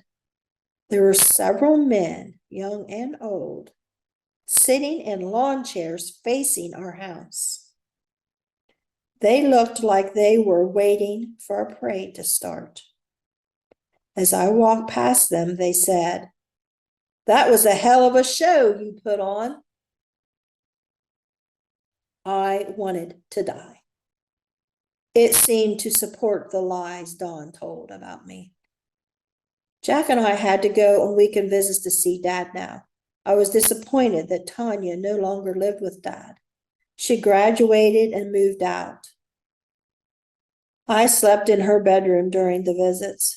That made me miss her even more. I touched the things she left behind and cried like I was mourning her death. My dad and Tanya said they saw a ghost walking around the house, so they had put crosses above every doorway to keep her out. I thought that was completely stupid, but I was afraid to voice my opinion. I just rolled my eyes when Dad talked about seeing her again. The fighting got worse between our parents. Finally, I said I didn't want to go see Dad because of the hell they put us through, talking bad about each other all the time. Mom had me say that in court, and I no longer had to visit Dad. Mom and Dawn convinced me to tell my dad off over the phone. I refused to do it for a long time before giving in one night. I later regretted how I treated Dad. I was too young to understand. In our family, nothing was sacred. Everyone just spouted off any dumb thing at anyone they wanted to. We weren't taught morals or how to act. We were just put down all the time. I tried hard to stay good, but acting cool was becoming more important. It put protective walls around me. I worked during the summer in the JTBA program, so I bought my school clothes again. Only now I could afford stylish ones, and I now knew what I liked. Since the divorce, I've been allowed to grow my hair long.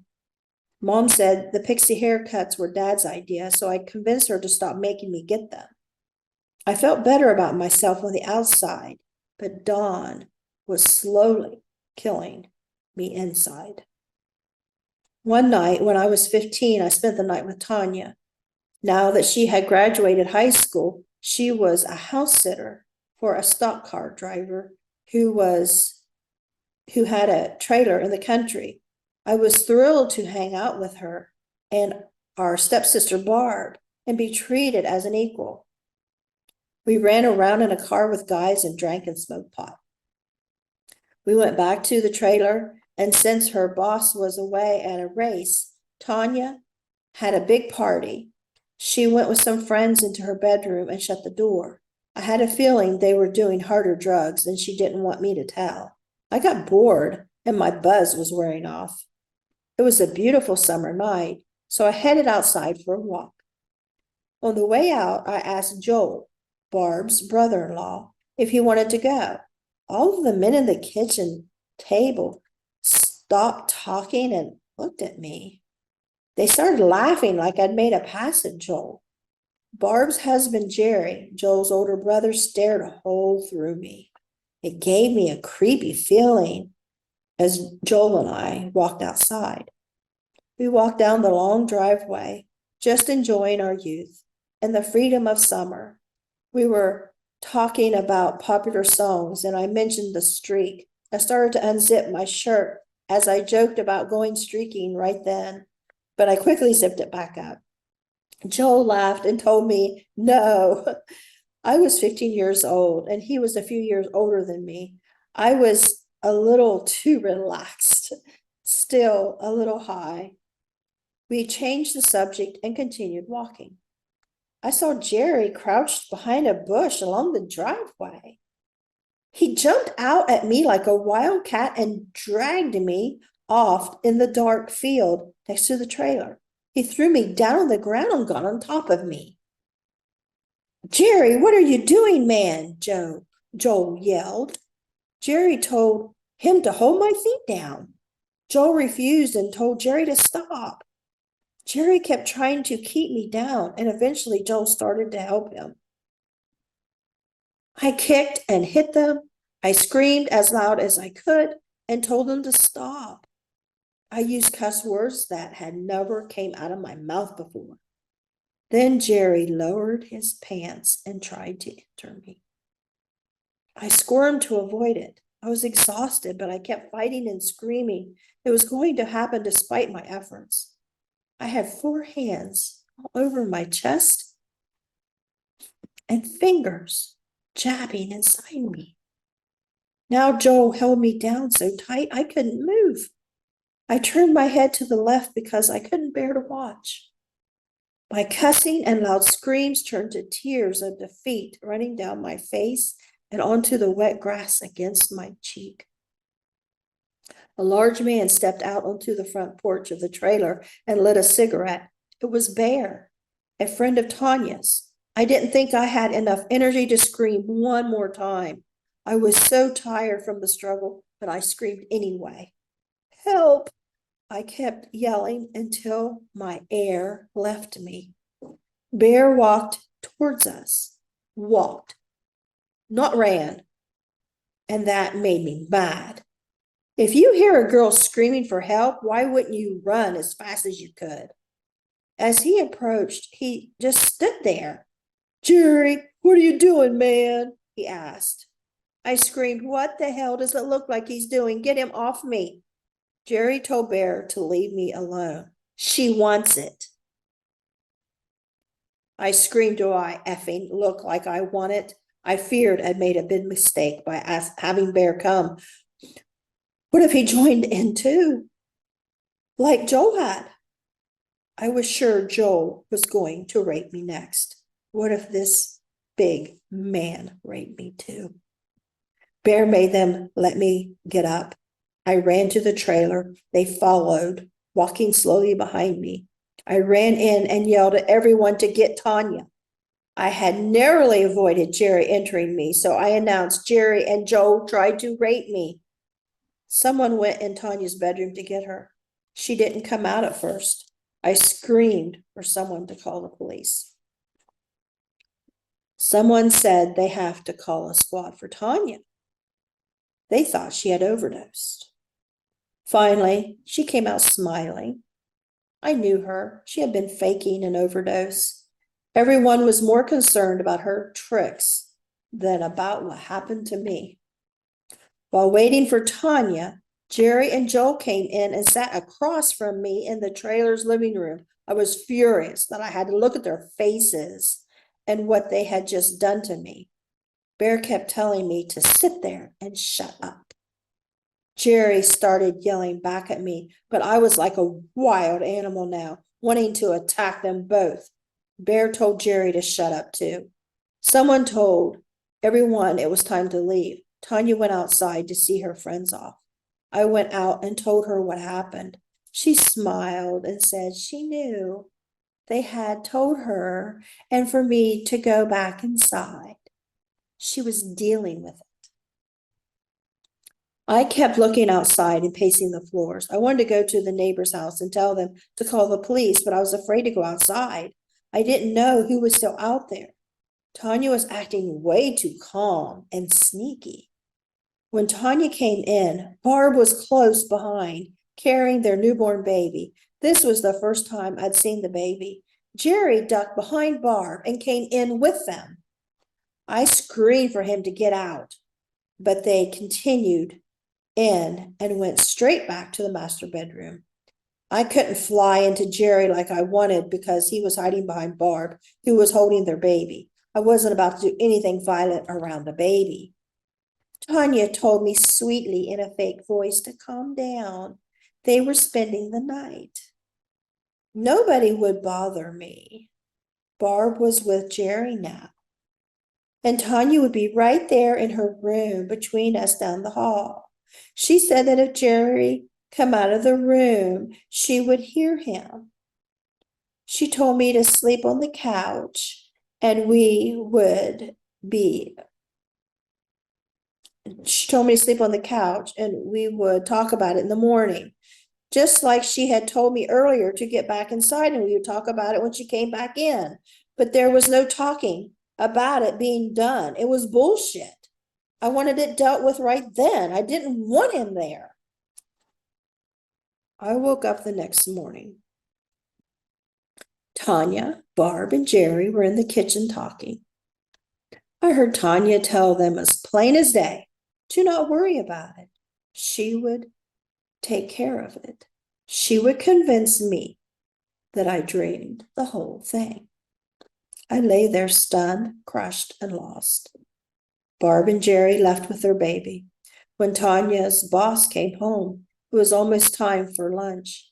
He said he was taking Tanya and me to a steakhouse in town. As soon as we got our plates from the buffet and sat down, I told him everything. He looked at Tanya. She giggled and said, "Oh, she has been rambling on all morning about that. I think she dreamt it." He said he believed me because I told him myself too, what I had done wrong, stuff I could get in trouble for. He asked her, why would I do that if I was just trying to get someone else in trouble? Tanya avoided the conversation. After we were done eating, it was time for me to go home. This had been the first time I'd been allowed to see Tanya in a long time. If I told Mom what happened, I wouldn't be allowed to see her again. Tanya would tell everyone I was a liar and to stay away from me. She and her friends would just say it never happened. It would be my word against all of them. Still, I wish someone would take me to report my almost being raped to the police. Tanya planned to join the Army. She wanted to be an Army tank medic, and I didn't want to mess things up for her. I loved her deeply and wanted her to like me. I never told anyone else what happened. Just like everything else that happened to me, I figured no one would care and no one would do anything about it anyway. Somehow, I was always the whore, and everything would end up bad for me. I was on a downward spiral, becoming more withdrawn and untrusting. I think my sexual paranoia began earlier because when we lived in town, an old man who lived across from our house made me cautious. He was nice. He would give me change and tell me to buy a bag of candy. He said he saw what went on at our house and it wasn't right. He invited me to come in and eat with him and his wife several times, but I never once saw a wife. My instincts told me not to go in his house where I would never be seen from again. Looking back, I think that was odd. We didn't hear much about kidnappings in the 70s. There always seemed to be a small whispering voice in my ear telling me to be careful when I was around him. And I think that is from the drowning. I think hearing angels speak to me during the drowning helped me hear them throughout my life and helped me avoid a lot of bad things that could have happened to me. When we were younger and lived in the country, Tanya and I walked to the store several miles. An old man pulled over and offered us a ride. He told us he would buy us candy once we got to the store if we would just get in the car. He wouldn't take no for an answer. He got out of his car and opened his trunk. Tanya and I took off and ran back home and told Mom. Sam would come to our house and insist on getting me down on the floor and tickle my ribs hard. I didn't want his hands anywhere near me. I couldn't stand him. He would get mad and say he was just playing with me. He didn't care that I was 15 and too old to be tickled or that it hurt. He never tickled me when I was younger, so why now when I was a teenager? Sam always had a nervous laugh when he was up to no good. I hated his laugh. He had been married, divorced, and was in and out of the Army. I resented that he was still trying to touch me and pretending he never did anything wrong. My grandma was at our house doing dishes one day. She looked out the kitchen window and saw Sam having sex with someone in the elementary school playground. This was at Bartlett. She started referring to Sam as an animal. I was so glad someone finally saw him for what he was. Mom would never confront him. We moved to Stockport, Ohio. Tanya showed up one night and asked Mom if I could double date with her and her boyfriend, Mark. She introduced me to Mike, Mark's friend. Mike and I liked each other right away. He had black hair and brown eyes and was a little chubby. He was so nice to me. He was non-threatening. I was a sophomore and he was a senior. He was in carpentry at the vocational school. I could tell him anything.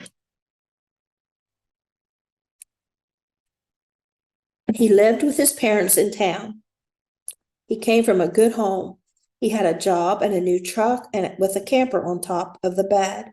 We went out every single Friday night at 6 p.m. It wasn't long before we were in love and planning on getting married after I graduated high school. I was so hungry for love that I felt as deeply as anyone ever could. Mike adored me, and he was always a gentleman. He was very protective of me. Mom said we could get married as long as I graduated first, because she never graduated. I was very happy. My birthday is 2 days after Valentine's Day. So the weekend before my 16th birthday, I met his family at a nice restaurant and we announced our engagement. After our date the next weekend, he brought me home and he still hadn't given me my ring as promised. I began to pout. He handed me a big heart-shaped box with chocolates for Valentine's Day. I said I didn't want it. He opened it and told me to pick a piece. I refused, saying I was going home. I didn't know how he could be so cruel as to just forget my ring. If he had changed his mind, he could have told me. Maybe his parents objected to our marriage after they met me. I was so nervous around decent acting people, I hadn't been able to eat in front of them. Mike smiled and said, "Pick that one," pointing to a candy in the center of the heart. Suddenly, I knew my ring was under there. I grabbed the chocolate and there was my ring. That was the happiest I'd ever been. We rushed into my mom's trailer to show my mom. Mom was happy for us. It was just like in the movies. Then Don walked in, called Mike a round-headed kid, and said we weren't getting married because we were still wet behind the ears. Don told Mike to leave and never come back. I was afraid Don would hurt Mike, so I told Mike to leave. Mike didn't want to go, but Don said we had to break up. I wasn't allowed to see Mike again. I lost my will to live. I would sit in my room and listen to music and cry. Sad songs became my addiction. Whenever I want you, all I have to do is dream, dream, dream. And love hurts were my drugs of choice. I would wait for Mike every Friday night at 6 p.m. knowing he wasn't allowed to come. I couldn't help the longing. I sat in the bathtub with a razor blade to my wrist, followed by self-loathing for being a coward. I got a handful of pills from kids at school several times and waited until bedtime to take them all.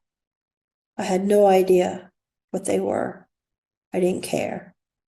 Every time I woke up alive again after taking them, I was mad. Late one night, while out running around, I broke down and asked my best friend Judy to call Mike from a payphone at a gas station in Barlow. I wasn't allowed to call him. His dad answered, and Judy told him she needed to talk to Mike. It was an emergency. She said he laughed and said, "I'm sure it is." I knew it was no use. As Judy was on the phone, I walked over and stood in the middle of a lane on Route 339 in Bartow, Ohio. I watched calmly as semi-headlights grew closer. I prayed it would hurry. I was fully welcoming it to take my life instantly. Suddenly, out of nowhere, Judy ran out and grabbed me as the horn honked. She saved my life, but I wasn't happy about it. She was furious with me and said she didn't want anything to do with me anymore. Neither did I. It is one thing to live a life without love. It is quite another to have a wonderful love and not be allowed to have it. What you once had, you now can never live without. No one takes teenage love seriously, but it is the deepest love and the worst kind of pain. My love for Mike ached constantly, knowing I could never see him again. Sometimes, just when you think things can't get any worse, they do. Don was getting more abusive. His drunken rages were getting worse. He now was constantly threatening to kill me. Every day, I was afraid that day would be the day he would finally kill me. Oddly, it took my mind off suicide. I became determined to live to spite him. Don would beat me and I would withdraw into a place where I felt nothing. I didn't like to be humiliated by him. I would talk to myself while being abused. Go ahead, big man, beat on a little girl. Wow, aren't you tough? I perfected it to a fine art. It was my way of lying to myself in order to keep control.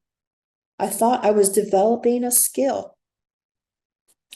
What I was doing was allowing him to get by with beating on me and making me live in fear of him.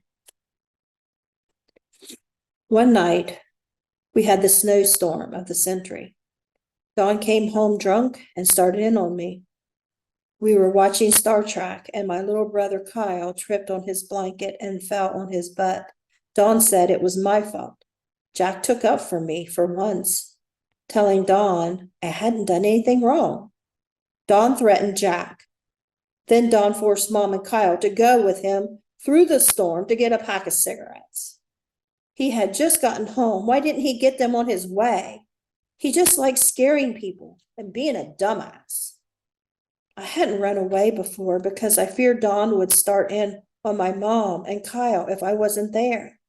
But after Mom was dumb enough to take Kyle out on those roads, I said to hell with it. I was fooling myself thinking I could stop Don from doing anything. After they left, I walked through the knee-deep snow for several hours to get to a friend's house to use his phone. I called Dad and asked how he was doing. He was cold. Couldn't get up the nerve to ask to live with him. I had to walk back. It was stupid to try to run away on such a night. But I believed Mom and Kyle would be killed on the road and wasn't thinking straight. When I got home, they were back. I ran to my room and barricaded my bedroom door so Don couldn't come in after me, like I had done so many times before. They assumed I hadn't gone far due to the heavy snow. Don only pounded on my door a little while before giving up. Linda, a friend of mine from school, from the school bus, noticed my bruises and told me I needed to get out of there before Don killed me. I told her I wanted to go live with my dad. She told me to meet her cousin at 5 that night, and her cousin would take me. She said he was in the vocational school and studied carpentry, like Mike, my fiance. She said he usually drove himself to school, which was why I didn't know him. He would be on the school bus that afternoon, and she would point him out to me. After she pointed to him, we went to the back of the bus. His name was Bug. Then Linda laughed and said, "He likes you." I got so upset and made her promise that he knew this was not a date. I just need a ride to 7th Street, Marietta, to my dad's. That was all. She agreed. She would tell him. I told her I wasn't over Mike and I was too messed up right now to date anyone. She reassured me it was okay. That night, Bug picked me up and we headed to Marietta. We were driving along when a police car went by. Bug said the cop was looking for me, so he couldn't take me now. I told him Mom hadn't even had time to know I was missing yet. I asked him to just drop me off in Marietta somewhere, and I would walk to my dad's if he was worried about being caught. He refused. He said he had to wait until dark now before he could take me, so no one would see him. He said he wasn't getting in trouble because of me. It didn't matter what I said. He wouldn't listen to me at all. He drove me to a lake in Athens County somewhere and wanted to party. I told him I needed to get to my dad's house before it was late, and I needed to go there not smelling of alcohol and pot. I needed to go to my dad's now. I needed my dad to take my reasons for wanting to live with him seriously. I didn't want him to see me as a wild child looking for an excuse not to go home. I knew my dad didn't want me anyway, and going with the odors of alcohol and pot on me was not going to help matters. Bug got mad and said nobody would ever find me in that lake. I knew I was in trouble. Linda was the only one who knew who I was with, and she would cover for her cousin if something happened to me. They were a big family and they all stuck together. I had heard rumors that they were always in trouble with the law. Plus, they were Black and I was white. Linda and her girl cousins talked on the bus, saying people were prejudiced against them. They would stand up and start yelling how they were not in the fields anymore. Someone wrote something racial on the girls' bathroom wall, and they were mad at every white person for it. They knew they would stick together if one were responsible for a missing white girl. I refused to party with him. He drove to a bar in Athens. He ordered a drink and told me to drink it. I refused. He said he was going to the bathroom, and when he came out, we were leaving, and I was not to talk to anyone. He said he would go to jail if he was caught with me, and it would be my fault. He said he was trying to help me when nobody else would. As soon as he went to the bathroom, I went over to some guys who were playing pinball and tapped one on the shoulder. He ignored me, so his buddy nudged him and told him I wanted to talk to him. I told them there was a man in the bathroom who promised to take me to my dad's, but now he wouldn't do it.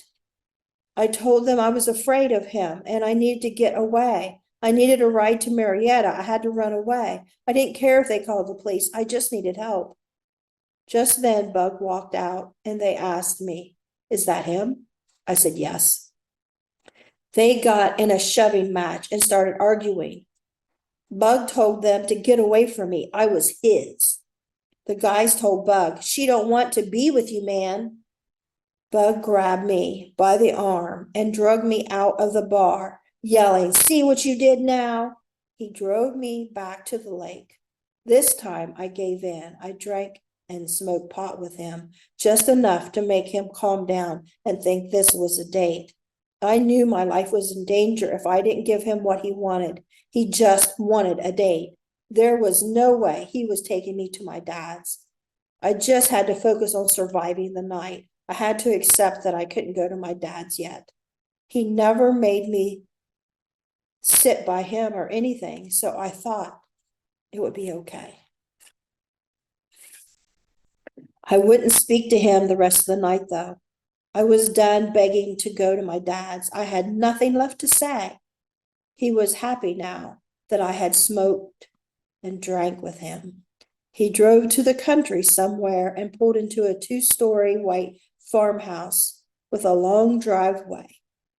The house set back down the driveway on the left, but he stopped at a shed at the start of the driveway on the right. He got out and broke a padlock off the door. They came back to his truck and grabbed me by the arm and led me into the shed. It was a small tool shed. There were tools hanging on the walls and all over the floor. A cot was on the right. He began building a fire in the wood burner. I feared if I ran to the house, there could be men there who might hurt me worse. I assumed this belonged to some of his family. I kept thinking back to that night at Tanya's trailer. I knew I couldn't scream or fight. He could kill me. I kept thinking about how mad he was earlier and how he'd said nobody would find me in that lake.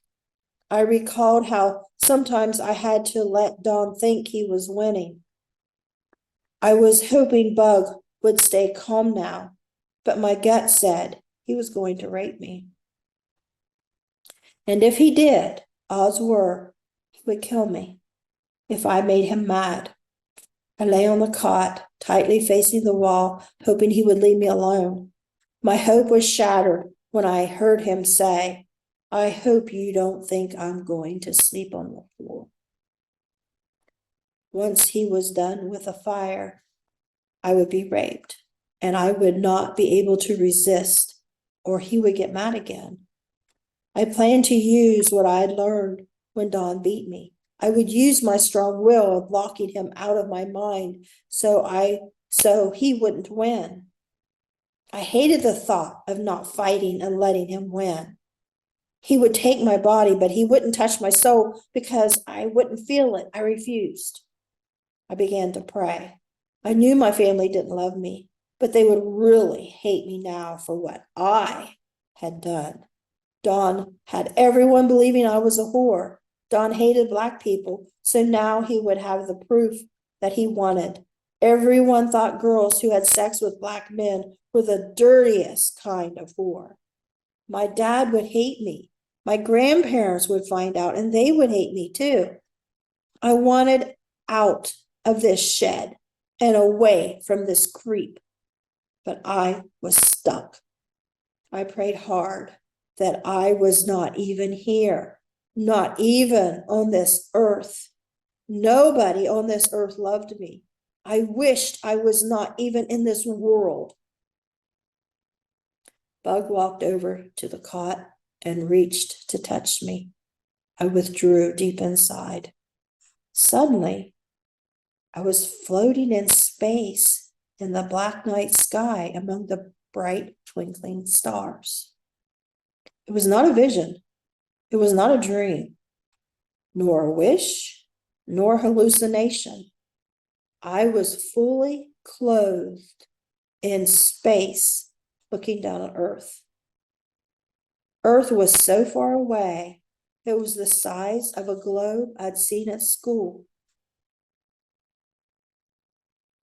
So however far away from Earth that would be, that's how far from Earth I was.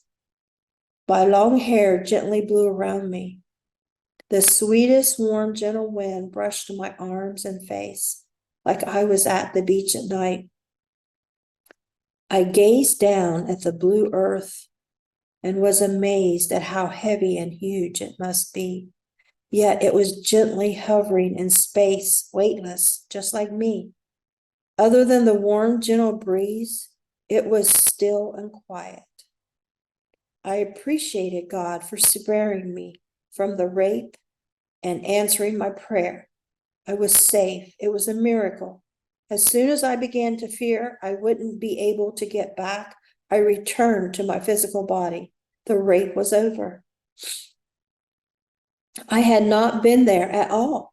I had not experienced anything in my physical body the entire time. I was in space. That time, when I was little and my soul went out the bathroom window, but my body and mind stayed behind, was strange. This time, My soul left with my mind and a spiritual body. I had no connection to this world or my earthly body while I was gone. I saw my body with me in space and felt the breeze and warmth and weightlessness. Yet I knew my physical body below was being raped. I did not see or feel or hear anything from this world while I was in outer space. When I returned to this world, Bug said, "Wow, I want a wife like you someday." I assumed he meant easy. I could sleep, knowing he wasn't going to get mad now, and focus on getting to my dad's in the morning, but I was puzzled by what had just happened. How did it happen? Had I developed a gift, a skill? Could I leave Earth just by wishing to? I chalked it up to being a prayer was answered. I put it out of my mind because I never wanted to remember this night again. I was too ashamed because I didn't fight back. Yet he didn't get my dignity. I had never known anyone to experience something like that before. I was sure no one ever had, and no one would ever believe me. Bug may have done something to my body, but my soul was spared. I knew it was not my will that saved me. It was God's will. He lifted me up and saved me. The next morning, Bug took me to a woman's house. I didn't know if she were his mother or grandmother or who she was. He introduced me as his girlfriend. I could tell she knew better. She said, "You better get that little girl home. Her mother is looking for her." I told her I needed to call my dad. Linda's boyfriend, Mike, took us in his car to Chester Hill to a phone. As we entered Chester Hill, Bug said, "You better hide. They don't like white people here." He made me duck my head onto the back seat. I felt discriminated against, something I would never have done to them. Bug had treated me like I was less than human, and I no longer trusted Linda. This was starting to feel like it was planned to hurt me for some reason. I worked with their cousin Kay, cleaning schools in the summer. I was friendly with everyone. I hadn't done anything to them. I was confused about everything. Bug didn't want anyone to know that he helped me run away. I called my dad and asked him if I could live with him. He said he didn't have custody, so I had to call the police and ask them to bring me to his house. I called the police. They said to be at Bartlett Elementary and they would pick me up to take me to my dad's. I went there and waited. Jack pulled in and said he had orders to take me home. He kept trying to grab my arm.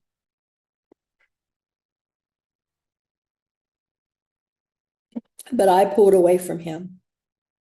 "Jack," I said, "you know Don will kill me." "I have my orders." Jack had enlisted in the Marines and acted like a soldier there to capture the enemy.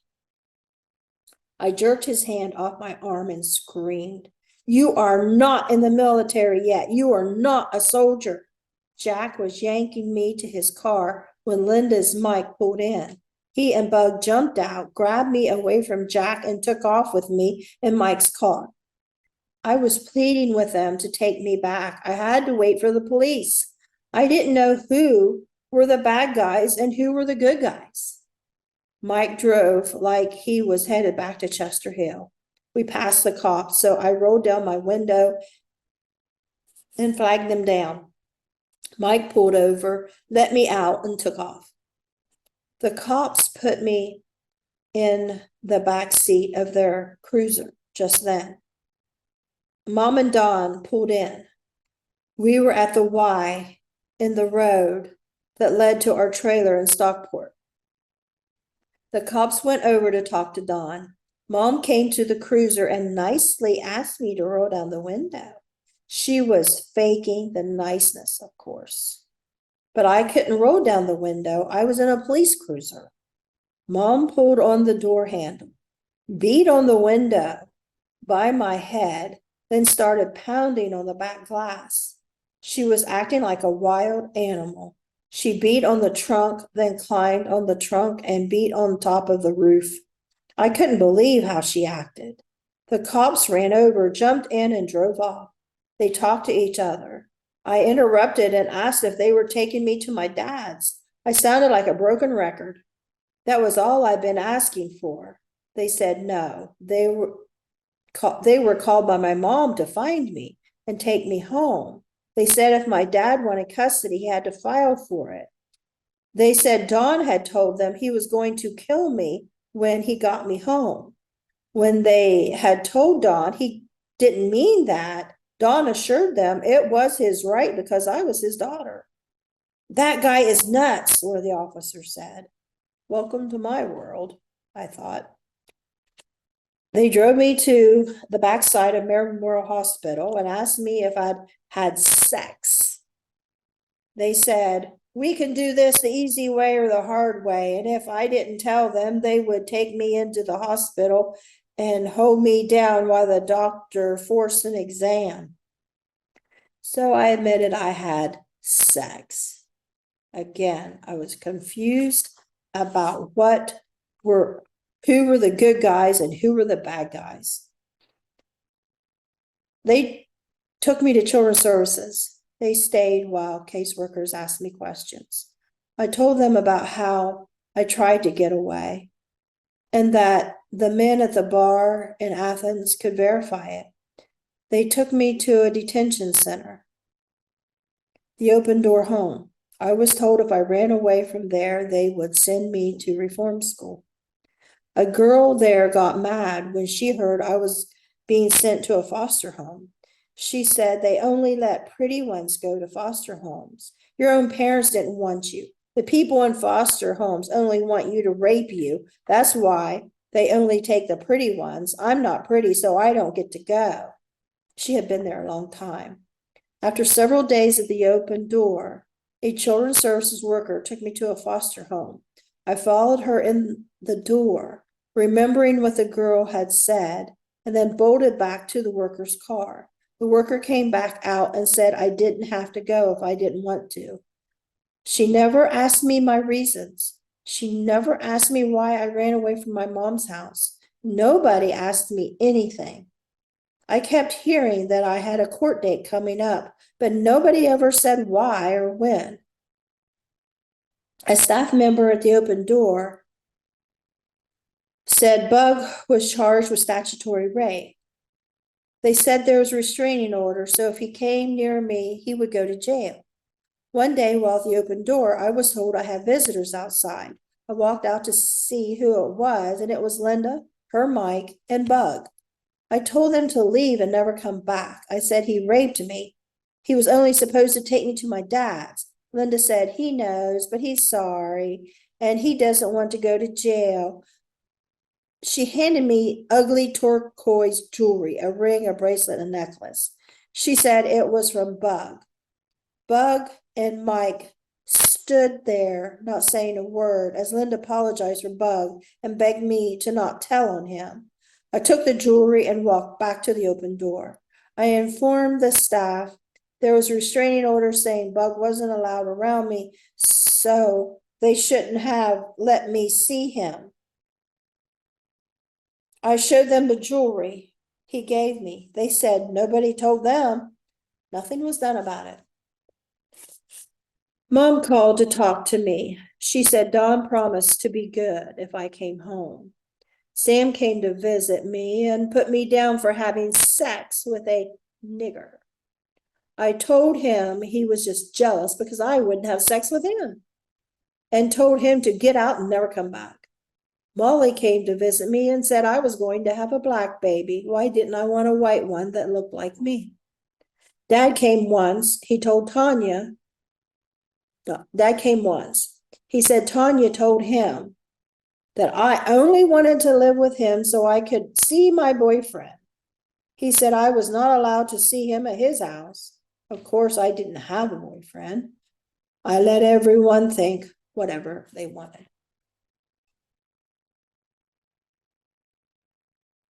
The day my court date arrived, I walked in believing everyone thought I was the worst person in the world. I felt like a criminal, yet my only crime was wanting to die by the hands of Don. My only crime was not wanting to die by the hands of Don. Dad sat in the courtroom on the left side. Aunt Diane, Mom's oldest sister, sat by herself behind Dad. I wondered why she was there. No way was I talking about anything personal in front of her. There were people there I didn't even know. Mom was there, but Don wasn't. I wondered why Don wasn't in trouble. The judge started the proceeding. He turned to Dad. Do you want her? Dad stood up and said no, and sat back down. That hurt. After everything I'd done, after everything I'd gone through to try to live with him, Dad didn't explain or turn to look at me. Something inside me died. The instant he said no so coldly, something else came alive instead. The judge told me to take the stand. How humiliating. As I walked between the rows of judging faces, I felt guilty of an invisible crime. I saw visions of innocent people in the past who were also not guilty, yet were not punished just the same, but were punished just the same. I was among them, like a pirate walking the plank on a ship. I looked down at the wood floor as I went. I saw visions of a black man about to be hung from a tree. I was like a murderer going to the guillotine, or a witch about to be burnt at the stake. I was guilty by hearsay, righteousness judged by sinners. Something inside told me, you're weak, so I am taking over. This something come up with a plan. Go home. Don will kill you, but at least he'll go to prison and Dad will be sorry. Mom will lose her precious baby, Dawn, but at least Kyle will grow up safe. I didn't have the guts to kill myself, but this way, everyone won.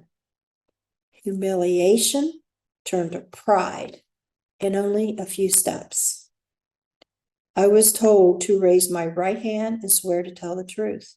The judge asked me why I ran away. I remembered what Dad had said, so I used that. No one here could handle the truth. And I didn't have the words to tell it. So I looked straight at the judge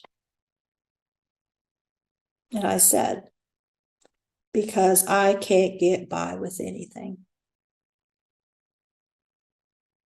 I said in a flat tone with a stern, emotionless face. I was cold as ice.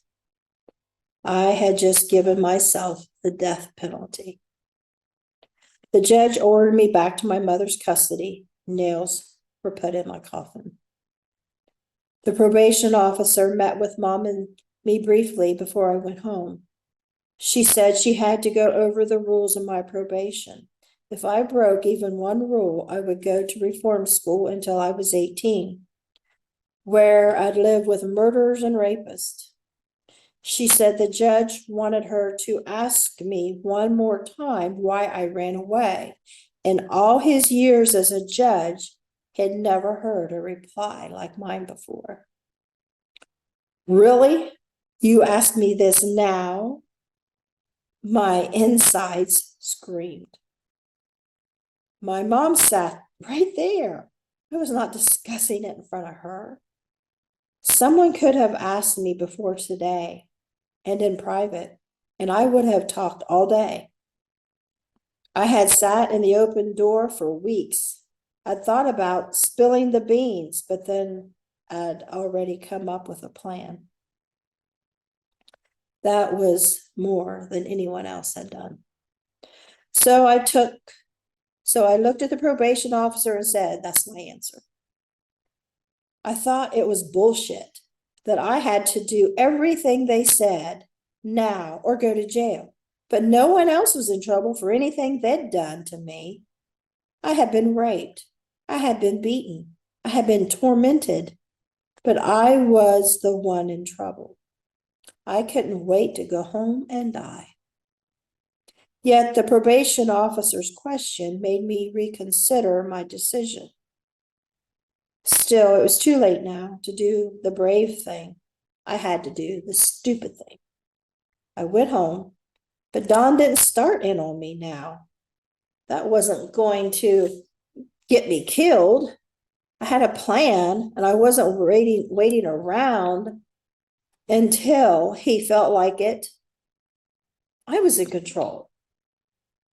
Still, I regretted not speaking up when I had the chance. To prove my point, my murder had to be soon. I was not about to go back to that weak little girl who was always afraid Dawn would kill her. I had to provoke Dawn to kill me.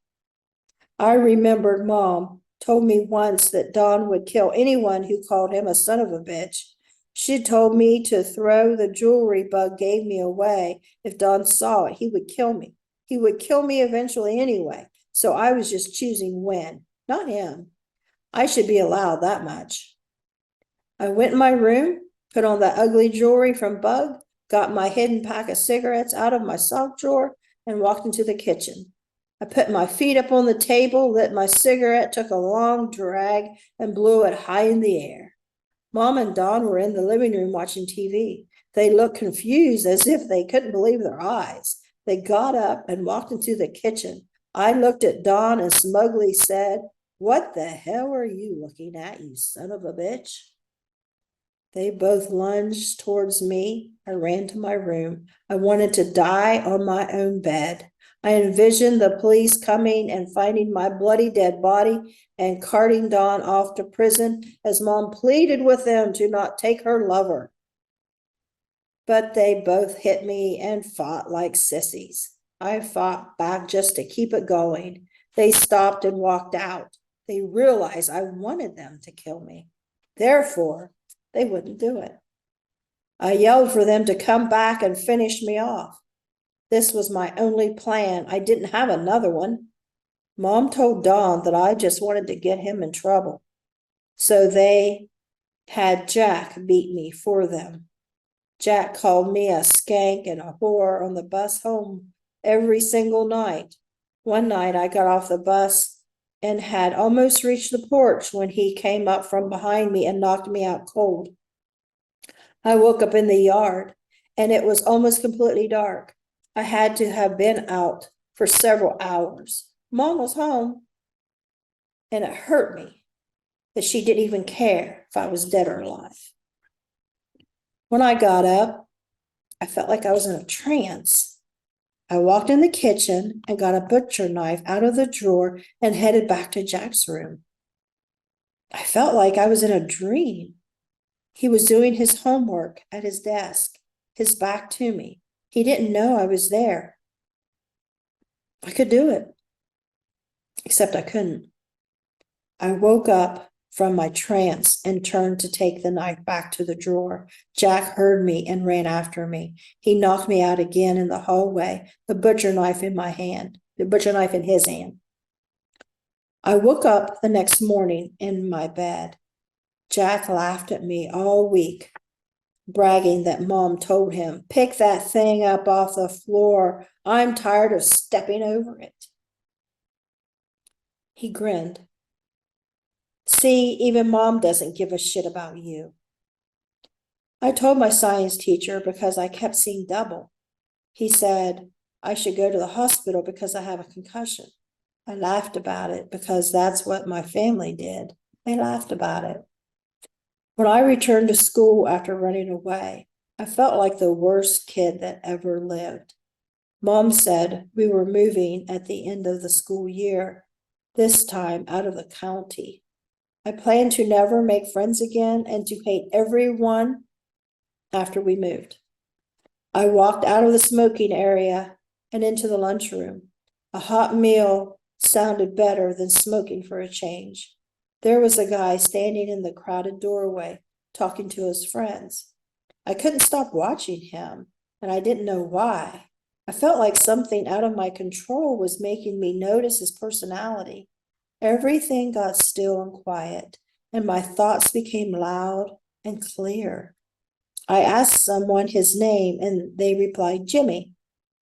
He wasn't my type at all, but every time I saw him, I was forced to take notice.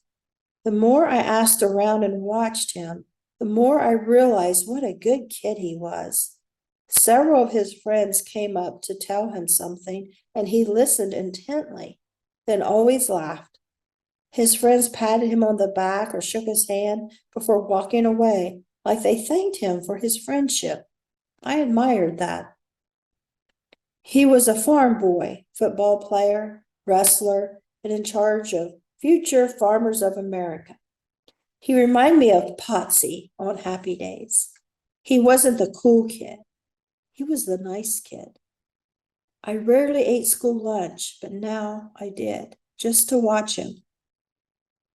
School was almost over for the year. As I walked sadly down the hall at school one day, a voice spoke to me. It told me that when I was a better person, Jimmy and I would meet again and would be together someday, but I had to go become a better person first. It felt like it was prearranged. It was sort of like when the angel talked to me when I hovered over the pond. Although I couldn't remember that angel or the drowning at the time, the communication felt familiar and comforting. It was so clear. Someone came up to me and asked if I'd seen the shirt I'd made in the trophy case. They said that while I was gone, my shirt was sent to the competition and had won first place. I walked over to the trophy case. The shirt I'd made hung there among all the team sports trophies. As I looked at the shirt, I noticed how it was art. It had an American indent and an Egyptian flair to it. I couldn't afford expensive material, so I used muslin and zigzag trim on all the edges. It had triangle cuts at the sleeves, waist, and neck. I think they liked my creativity and simplicity. This was a reminder of the girl I used to be. I glimpsed the beauty of who I was inside, and I felt proud of who I was again. I was getting back to my identity. As we drove into Peyton Plains, Ohio, I felt like we had just entered the twilight zone, like we had stepped back in time about 20 years. I had no idea how right I was to feel that way. Teenagers wore bell bottoms and rode old-fashioned bikes to the Dairy Queen to get ice cream cones. These kids were too good, whereas I was too cool, too bad, too damaged. I would never fit in at the small town school. At a big school, you could disappear into the crowd. Here, I would stick out like a sore thumb. I started the new high school at the beginning of my junior year, and the hallway parted as I walked down the hall. I wore straight leg Levi's and peach Converse tennis shoes. I had long dark brown hair parted in the middle. I walked with confidence and a stone face. I was not making friends here. My heart broke every time I had to leave my friends and I wasn't doing it anymore. They called me a city slut. The girls there had been dating the same guy since grade school and were worried I would take their boyfriends. The head football player broke up with his head cheerleader girlfriend to ask me out. I was not impressed with Jocks, even though he was the cutest boy in the whole class. He had blonde curly hair and an easy smile. The drama began with me, the cause of it all. I knew that sometimes you just had to go with the rumors. They were unstoppable anyway. I went out with him a couple of times. We were headed to the movies one night, and he kept asking me to hand him a beer. I grew irritated because he never offered one to me. Finally, I asked him why. I never knew a girl who drank beer before, he said. Yeah, the Twilight Zone. We went to the mall and watched Saturday Night Fever. All he talked about was himself, his perfect reputation in sports. I had a wall up. I wasn't going to like him. I told him to date someone else. Nobody was hurting me again. I only wanted a date to get me out of the house. I went out with anyone who asked me, but only once. I didn't care what they looked like or if they were popular or not. I was an equal opportunity dater. I let them know I was not getting serious with anyone and they weren't going to get anything in return. One of the ugliest guys in school lied and said I put out after I went out with him, so I stopped mercy dating. Jack graduated and went to the Marines. I had hooked him up with my friend, Sis, and they got married. When he came home on leave, his abuse became unbearable. He would follow me around, calling me a dirty whore, and cuss words. He always said he could smell me from clear across the room. I took long, steaming showers twice a day because of it. One weekend, Jack brought a friend home on leave, and the guy tried to rape me. He just ran over, threw me on the floor, and yelled in my face, "You better F down, bitch." I pushed him off of me, and he apologized. He said Jack had a picture of me on his locker and promised a piece to anyone who drove him home. He said he wasn't even friends with Jack. He didn't even like him. He begged me not to tell because he'd be in trouble at the Marines and with his fiance. I didn't let him know. Nobody would care if I did tell.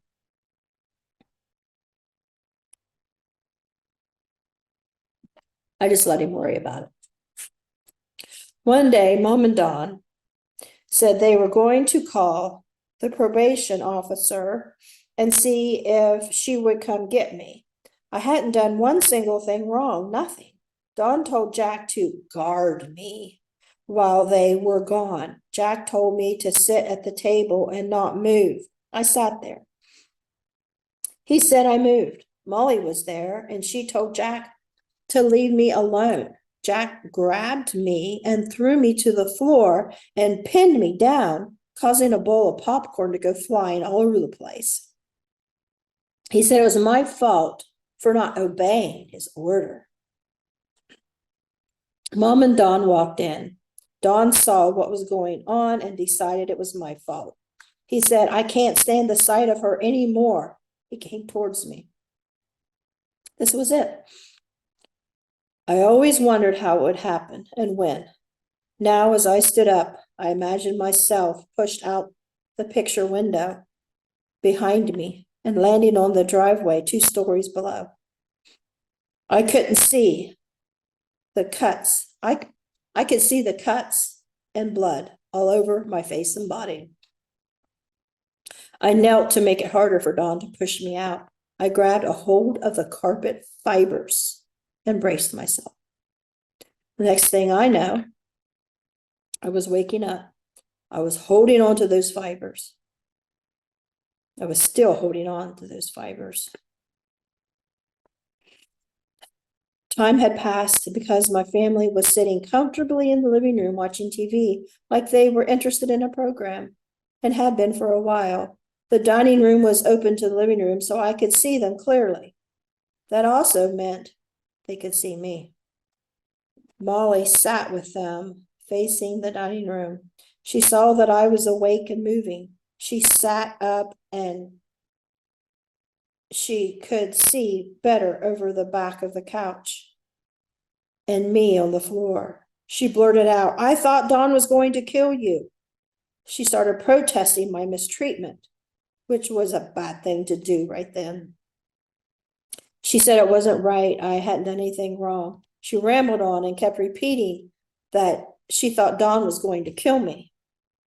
I appreciated her concern, but I wish she would just shut up because I was afraid that once they saw I was alive, they would come finish me off. They seemed to be pretty involved in whatever was on TV at the moment.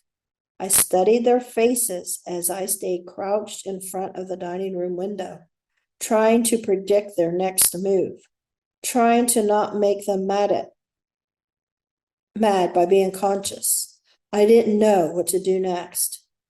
I woke up alive, but for how long? Then I saw Mom, Don, and Jack glance at each other like guilty criminals who fear they were finally caught. I watched every line of expression on their faces and twitches of their eyes close up, even though I was across the room. I felt their emotions. They wanted to pretend nothing happened. They feared I would tell something, but I couldn't remember anything. I couldn't figure out what had happened to me. Whatever it was, their secret was safe. It was swept from my memory forever. The next day, I tried calling my probation officer in Marietta. I was at a gas station payphone in Peyton Plains. I kept getting a recording and I didn't have enough money to keep calling. I told the operator that my family was going to kill me and I needed to talk to my probation officer. She kept telling me to add more money. I cried into the phone. I didn't have any more money. They are going to kill me. It was useless. I had to turn around and walk back home. One day I was pushing Kyle on the swing behind the grade school, as I usually did. We walked on home, and when I got there, Mom screamed at me that I was going to run off with Bug. She said Don had seen his truck in town, and why else would he be there? I told Mom she could see me and Kyle from the window, so she knew exactly where I was and who I was with and what I was doing. She said Don came home, told her, and took off after Bug to kill him. She informed me that they had contacted the Ku Klux Klan to have Bug killed anyway. If Don gets hurt because of you, she said, you don't have to worry about Don killing you anymore. I will kill you myself with my bare hands. I sat on my bed all evening, waiting for Mom to come in and kill me. I wasn't going to resist. I wondered how she would do it. I played it out over in my mind. It was such an odd feeling to love someone so much as you waited for them to kill you. I just waited and waited, sitting straight up and not moving. Morning came, and it was never talked about again. One day, Mom drove me to the probation juvenile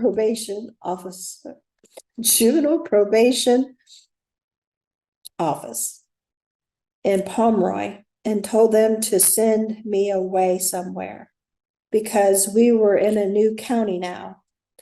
I no longer had my old probation officer. They asked Mom if I'd done anything wrong. She said, no, I was just crazy. They asked her if she had tried getting me in counseling. She said, no, she won't go. They asked if she had asked me to go. She said, no. They asked me if I would go to counseling. I said, yes. They asked if I would go right now. I said, yes. They walked me down the street to a counselor. I talked to him and told him what my problem was. I was still in love with Mike. I couldn't stop thinking about him. He asked me to describe myself. I said I was too skinny, my hair was bushy, I was ugly, and I was stupid. He smiled sweetly at me and said, that's not what I see at all. He actually smiled and blushed a little. I actually smiled and blushed a little. Your mother says you're jealous of Kyle, and she's afraid you might hurt him. Tears burned my eyes.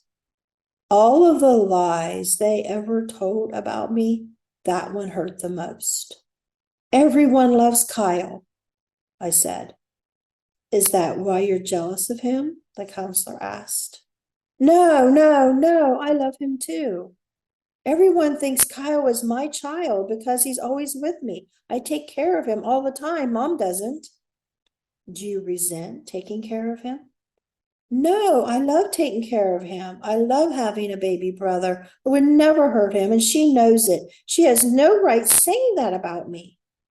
Would you like to come to group counseling with teens your age? I would love that, I answered. He told me to keep a journal when I felt low and bring it with me when I returned. I agreed. I had never had anyone speak to me so kindly before, and I loved it. I wrote in the journal and couldn't wait for the appointment with the group, but Mom would never let me go. I kept reminding her when there was a group meeting, and she ignored me. This started my love of counseling. The junior high kids were starting to look up to me. They talked to me about their problems, so I counseled them. I helped everyone. Before I knew it, I was running a mini counseling center in the halls of the school. The junior high guidance counselor approached me one day and joked that I was taking away all his business. Kids were telling their friends to go to me and not him. I went to his office one day and asked him if he thought I'd be able to go to college. He said no, college was not. He said no, college was for smart kids and rich kids, and I was neither. I told him I wanted to be a psychiatrist. I told him I wanted to be a psychiatrist and asked if he had pamphlets I could look at, if he could explain it to me and how you got into college. College isn't for you, he said. I never went near his office again. I started talking to Mr. Kelly, the high school guidance counselor, between classes sometimes. Mr. Kelly was very nice and non-threatening. I never told him about wanting to go to college. I already knew I was too poor and too stupid.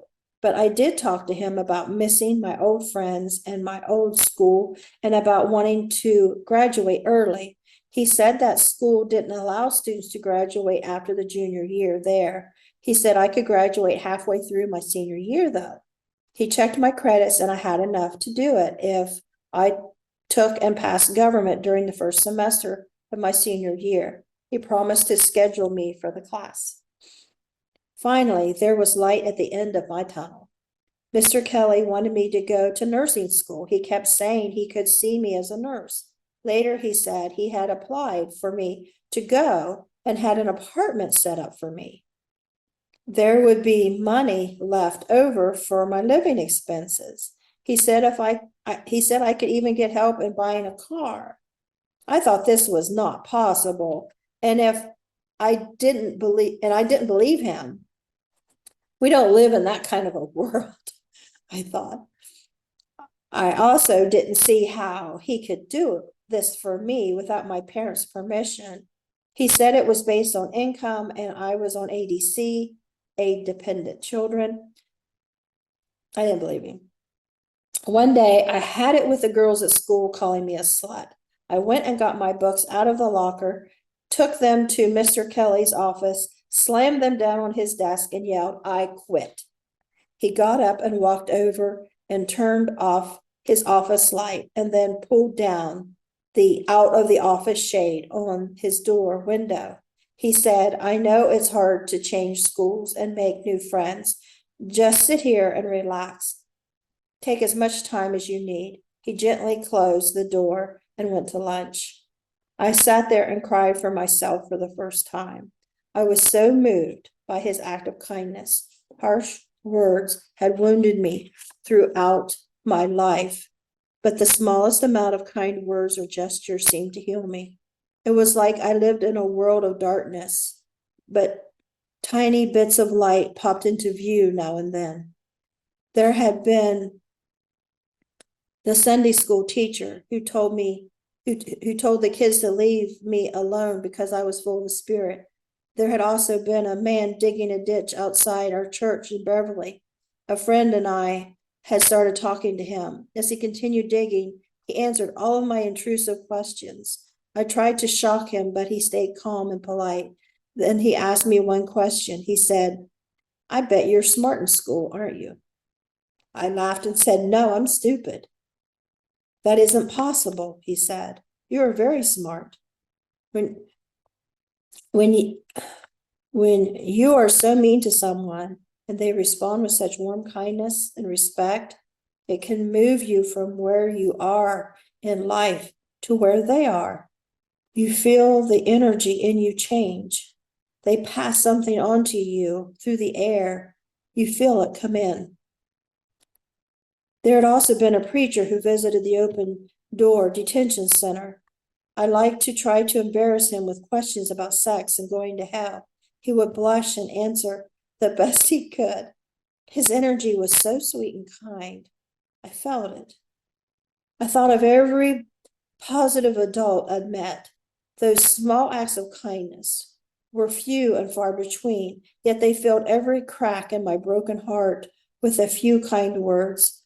It's like someone pouring water on a useless, dried up plant, and it springs back to life. I was overcome with appreciation. These were all my role models. I found my will once again with memories of every kindness I was ever shown. As I watched these scenes in my mind, it was like looking through a kaleidoscope. I could see my life unfolding and turning into something new. A healing was taking place inside of me. It was like a warm hug. It was insight and hope. Molly began to stay with us off and on so she could visit her daughter. She needed her visits to be supervised, but Mom soon kicked Molly out and stuck her in an apartment by herself.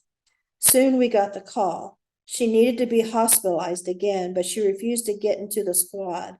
Mom drove me there to handle it. I walked up and told Molly to come on. I would ride with her, and she got in. I told Mom to pick me up at the mental hospital in Athens. I got Molly settled in. Mom never came. Every time I called her, she said, "Okay," and hung up the phone. "It isn't 2-for-1 sale day at the nut house," I said. "You couldn't just leave me here." Eventually, Jack showed up with his wife, Sis, to take me home. There were a lot of detours because of a flood. It took forever to get home, and I fell asleep in the back seat of Jack's car. The next thing I knew, the car was sinking in deep water. I thought we'd wrecked and landed in the river. Jack and Sis sat on the hood of the car. I was furious they hadn't even bothered to wake me up. Water flowing into the back seat woke me up. I thought, I bet he remembered to get his cassette tapes off the floor, but not his little sister who was sleeping in the back seat. I was treated not just less than human, not just hated, but with complete disregard. A man on a tractor came to get them and take them to his farmhouse. They didn't even mention me. I think Jack would have been perfectly satisfied to leave me there and let me drown, but I caught the man's attention and got a ride back too. They pulled Jack's car out. They pulled Jack's car out, let us and the car dry out, and we were finally able to get home. I asked Sis why they didn't wake me up. She said when she gave up trying to get, sorry, I'm having trouble seeing. I asked Sis why they didn't wake up. She said when she gave up trying to get her door open, she was scared because she couldn't get out. I reached up from behind her and opened the door. She said she couldn't figure out how I did that. She had tried and it wouldn't open. I told her I hadn't. I was asleep. She assured me I had. I shut down for a while. I stopped talking. I was on strike. Weeks went by and nobody noticed. No one at school or at home. I was mute. I saw it wasn't getting me noticed. I didn't know how to ask for help. Then Mom put a newspaper clipping on the hallway that I couldn't miss as I walked out of the bathroom. It went on about how terrible kids are today, how they disrespect their parents and won't even talk to them. I wrote a note on the clipping that maybe if parents would treat their kids better, they would talk to them. Mom wanted me as someone to talk to when Don wasn't home, but as soon as he was back, she was trying to get him mad at me and playing the victim again.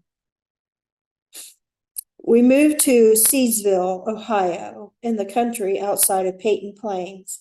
Every morning when I got on the bus, little kids flocked around me. I love these little kids. They made me feel special, like I was Snow White and they were my little dwarfs. They would fight over who got to sit next to me and talk to me. I couldn't understand why other high school kids just ignored them. One day after I was seated on the bus, the kids were pushing each other. I told the kids they would have to take turns sitting by me. I realized the bus wasn't moving yet, so I looked up to see what was wrong. The bus driver was watching me. What had I done wrong now?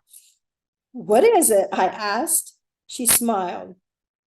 You're going to make a wonderful mother someday, she said.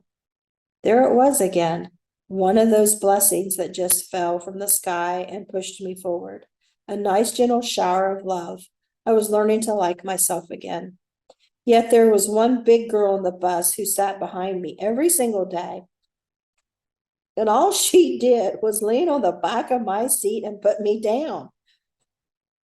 She was a few years younger than me, yet I was clueless about how to deal with her. She reminded me of Jack.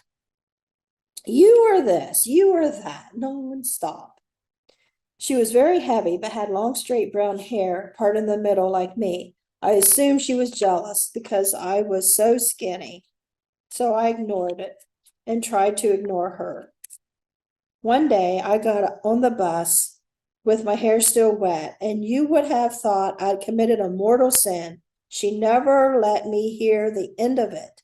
She looked for the smallest things to pick on me for and make a big deal about. On the last day of school, my junior year, I broke up with a guy I'd been dating for a while. Before we moved again, I went to a party on the river with him. There was a big bonfire and I got drunk. I tried to go swimming. He said I was trying to kill myself. I don't know, maybe I was. I could hardly remember what happened. He said I kept trying to drown myself and jumped in the bonfire. I woke up in my bed the next morning covered in mud with leaves and sticks matted in my hair. I couldn't remember coming home or him dropping me off. Later in school, I asked him what happened. He replied, "You don't want to know." He told me a few things, and slowly some bits come back to me. Apparently, I informed him I didn't love him and I was not marrying him. I told him I would always love Mike. I wanted 10 kids someday as well. He kept confronting me about what I had said. I couldn't lie. It was all true. I just needed someone, him, to get me out of the house for a while. It didn't go well. Now I would be stuck at home all summer with nowhere to go. So now this big girl on the bus who's been saying crap about me in the seat behind me all year sat in front of me. She rubbed the breakup in my face because it was the last day of school there. So there were only a few high school kids on the bus and no little kids. So there were plenty of seats. I sat in the back alone, or at least tried to be alone. As she started her usual list of insults, I glared at her. I didn't take my eyes off hers. I felt hell and fire boil inside me. Rage spewed out of my eyes like a massive flow of evil energy. I had buried every insult that had ever been said to me. Now it all came out and directed itself at her through my eyes. Her mouth dropped. Her eyes went from proud to puzzled. She leaned back and fear took over her face. I didn't move or say a word. I just let all the anger that should have surfaced a long time ago flow out to her through my eyes to hers. It was telepathic hate, channeled like a ray, like a sun ray. I didn't move or blink. She backed up and moved to the next seat forward, then the next, not taking her eyes off me. I kept my focus on her. She started to open her mouth to speak, but she couldn't. She was finally speechless. She went to where other kids were, towards the front of the bus. She started to whisper to them something about me, but she stopped herself because I was still staring. She tried to tell them to look back at me, but they ignored her. It was just between us. At last, she kept her face turned around where it belonged. It felt like a scene out of the movie Carrie. Early that summer, before my senior year, Mom, Dawn, and Kyle left and didn't come back for a long time. They took all the food from the fridge and from the cabinets. All they left behind was one bottle of beer sitting in the center of the top shelf. I would open the refrigerator door and study what the meaning could be behind it. It had to have been for a reason. The only explanation I could find was they hoped I drank it so they could finally prove it to the probation officer that I had broke a rule. During that time, I had made a friend while walking in the woods one day. Her sister was in my class and she was a year behind me. One day she came to my house. She walked in and we chatted a while. She walked from the living room to the kitchen and I followed her. "What do you have to eat?" she asked. "Nothing." "Oh, you have to have something." She opened the fridge before I could stop her. I was terrified. She saw all we had was one beer. She immediately went to the cabinets and opened them all. Not one single item. I was discovered. I feared she would tell everyone at school and I'd be made fun of. She grabbed our phone off the wall and called her mom and told, even as I begged her not to. She hung up and said I was going to have dinner with her and her family. She wouldn't accept no for an answer at all. I went to her house and her mom had a wonderful meal set on the table for us. I said, "Really? I'm not hungry." "Eat," she said. I enjoyed her spaghetti and salad and rolls. It was the best meal I'd ever tasted. Halfway into the meal, her sister stood behind me. "What's she doing here?" she asked. Why is she eating our food? Why doesn't she eat in her own house? I refused to eat another bite. My friend said I was to spend the night there. I agreed, but said I was going home in the morning. I did too. I was so uncomfortable with her sister looking down on me. I would rather stay home and starve to death than be humiliated like that again. Eventually, Mom, Don, and Kyle came back home. I spent the beginning of the summer angry and then lonely. I was tired of being the victim, a fool and stupid. I took long walks in the woods. It was good to be in the country again. There were no insults or threats in the woods. Nature, silence, and time were healing me. There was a hill out in the middle of a field that had been completely cleared off. I sat at the top of the hill and could see for miles over the treetops towards town that was miles away. Seeing from high up and being able to be alone made me feel at peace. With the anger released, I think I found my soul again and was made whole. I still hadn't recalled the drowning when I was little, yet it must have touched a soft spot deep in my soul to see again from the treetops. I felt free and calm and gained insight. I remembered God and how I used to pray. I found the child I used to be and the mother in me, and I mothered the child in me. I understood that when I felt the most hate was when I was the farthest away from myself and from God. I had to find myself first before I could find God. I talked to God on that hill like I never had before. My thoughts were so clear and open and honest. I could hear myself think. There were no distractions.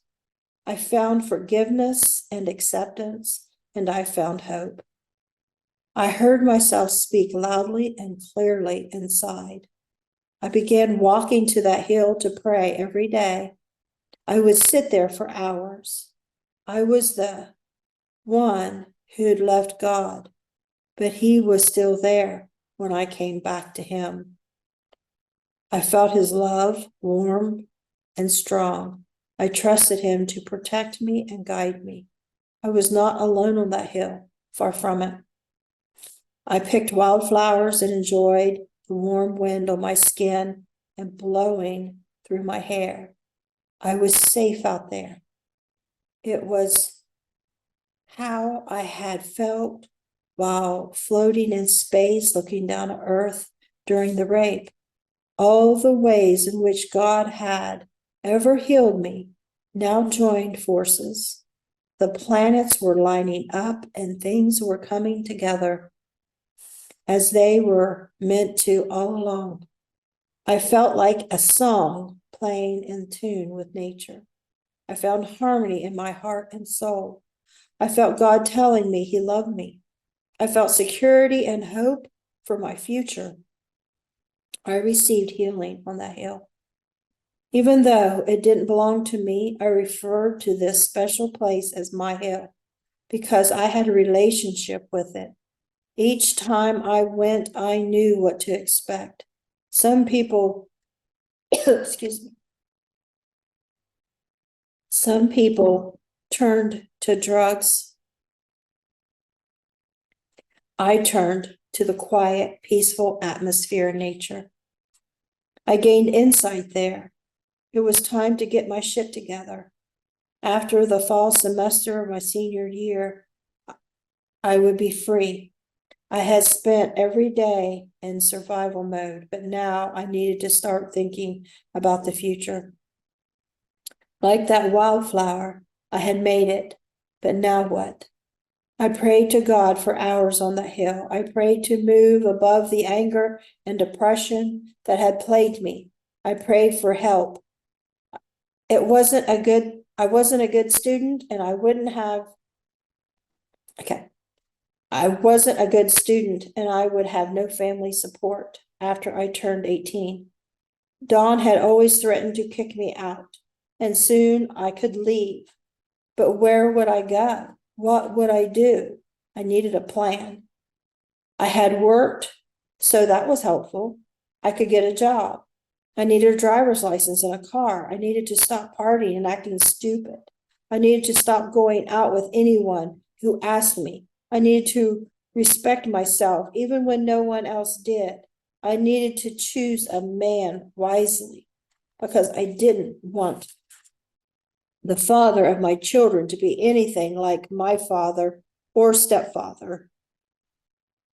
Choosing the father of your children is the biggest decision a woman makes. It impacts everything. I wondered how different our lives would have been if Mom wouldn't have married Dad. I needed to get over Mike before I could go on with my life. That was step one. I went home and simply asked Mom if I could call Mike. She said I could. I called him and he answered the phone. We chatted a while and he asked me out.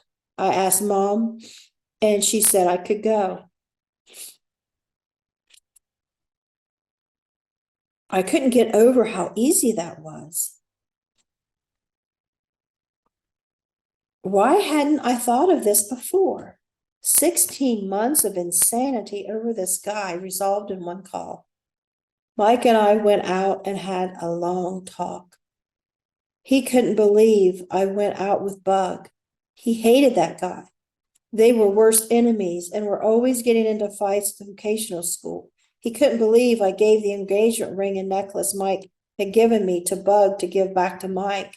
He asked if I had any idea how much that hurt him to have that guy give that to him. I told him Bug said that Mike wanted him to get it from me to give it back to Mike. He said, no way, I hated that guy. He said Bug rubbed it in his face that I slept with him. How could I do that?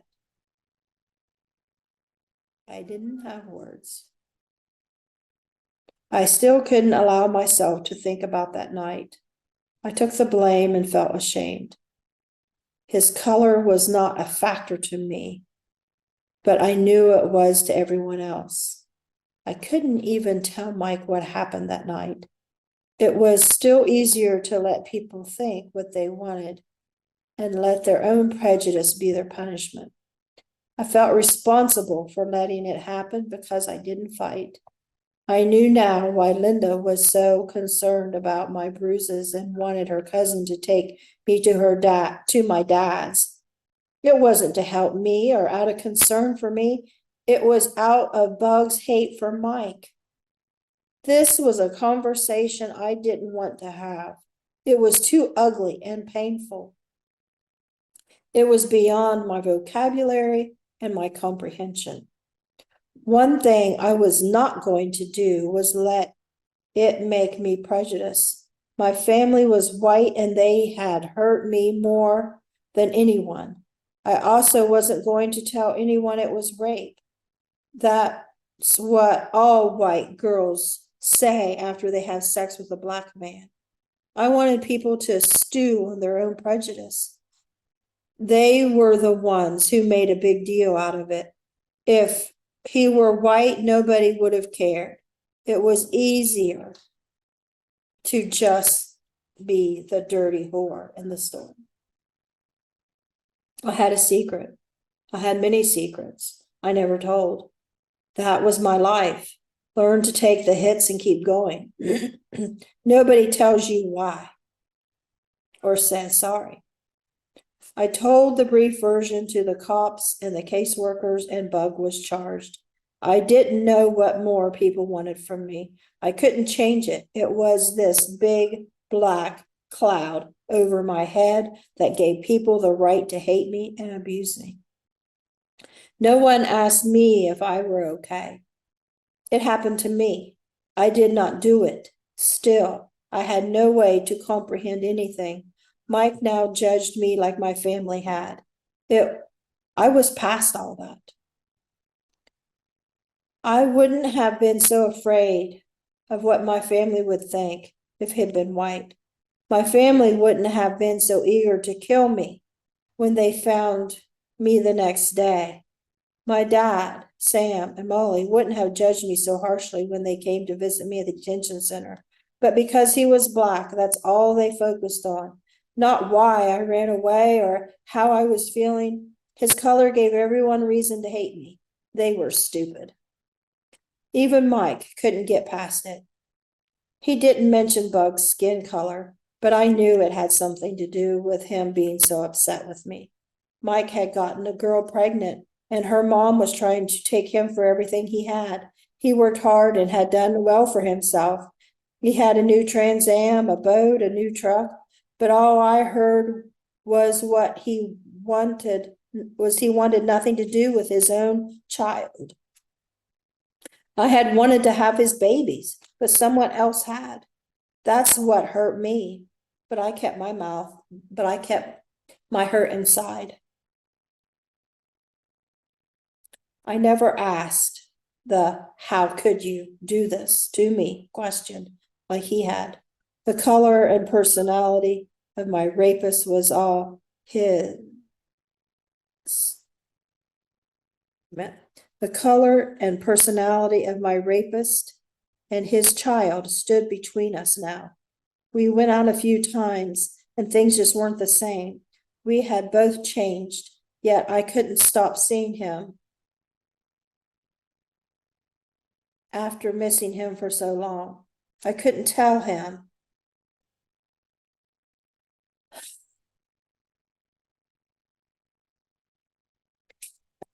if I was afraid to love Mike again or if I was falling out of love with him, but something was gone. Before I introduced my friend Sis to Jack, Jack had gotten a girl named Carol pregnant from a one-night stand. She and the baby frequently spent the weekend with us. Even though Jack had married Sis, Carol was determined to get Jack to marry her. I asked Carol if she wanted to double date with Mike and me. Tanya had joined the army and gotten married. Tanya's ex-boyfriend, Mark, Mike's friend, was available. I thought I was a good matchmaker. Things usually worked out with people I felt would hit it off, but I was just looking for dates for Carol to get her mind off Jack. Mike and Mark, Carol and I went to the river access from the pond. We went to the river across from the pond where I had drowned when I was 5 and went swimming. We were drinking and having fun. I was shocked that Carol was having sex with Mark because it had just met. Mike and I started arguing. I now saw we would never be able to get back what we once had. That made me sad. I kept trying to swim far out and Mike kept stopping me. I got out and snuck over and climbed a tall tree and went out on a high limb that reached over the river. Mike stood at the ground yelling, "Get down right now." He sounded mean. A weird feeling came over me. Being over the water, looking down from this height, seemed familiar. I thought about death, but in a familiar, comforting way I didn't understand. Then I remembered all the healing I'd been doing and the hope I had for the future. I was over Mike. He needed to get on with his life, and I needed to get on with mine. We would never get married. I fell out of love with him in that moment. I was finally free, like now, looking like a wide open road with a million of life now looked like a wide open road with a million possibilities. We got out in Mike's beautiful white T-top. We got into Mike's white T-top Trans Am, and he was furious. I was fine now, but he wasn't. He was yelling at me because I wanted to kill myself. He started going as fast as that car would take us, which was very fast. I watched the speed climb over 100 miles an hour. He yelled, "You want to die? Do you? Here you go." I told him to stop it. "What's the matter? I thought you wanted to die." Well, not now, I thought. That was a few minutes ago. I was fine now. I felt guilty for scaring Mike. If we wrecked, it would be my fault. I needed to stop acting stupid. I had more growing up to do if I didn't die first. We made it home safe, and I never saw Mike again. While discussing his paternity suit against him, Mike mentioned we could run away to Canada together, and I had made the mistake of telling Carol. She told Mom. Mom and Dawn told Mike's parents, screaming and threatening kidnapping charges against Mike. As predicted, I was told I was never to see Mike again. Dawn was never going to allow me to be happy with Mike. I was only allowed to date guys I didn't like and go places if I wasn't excited about going.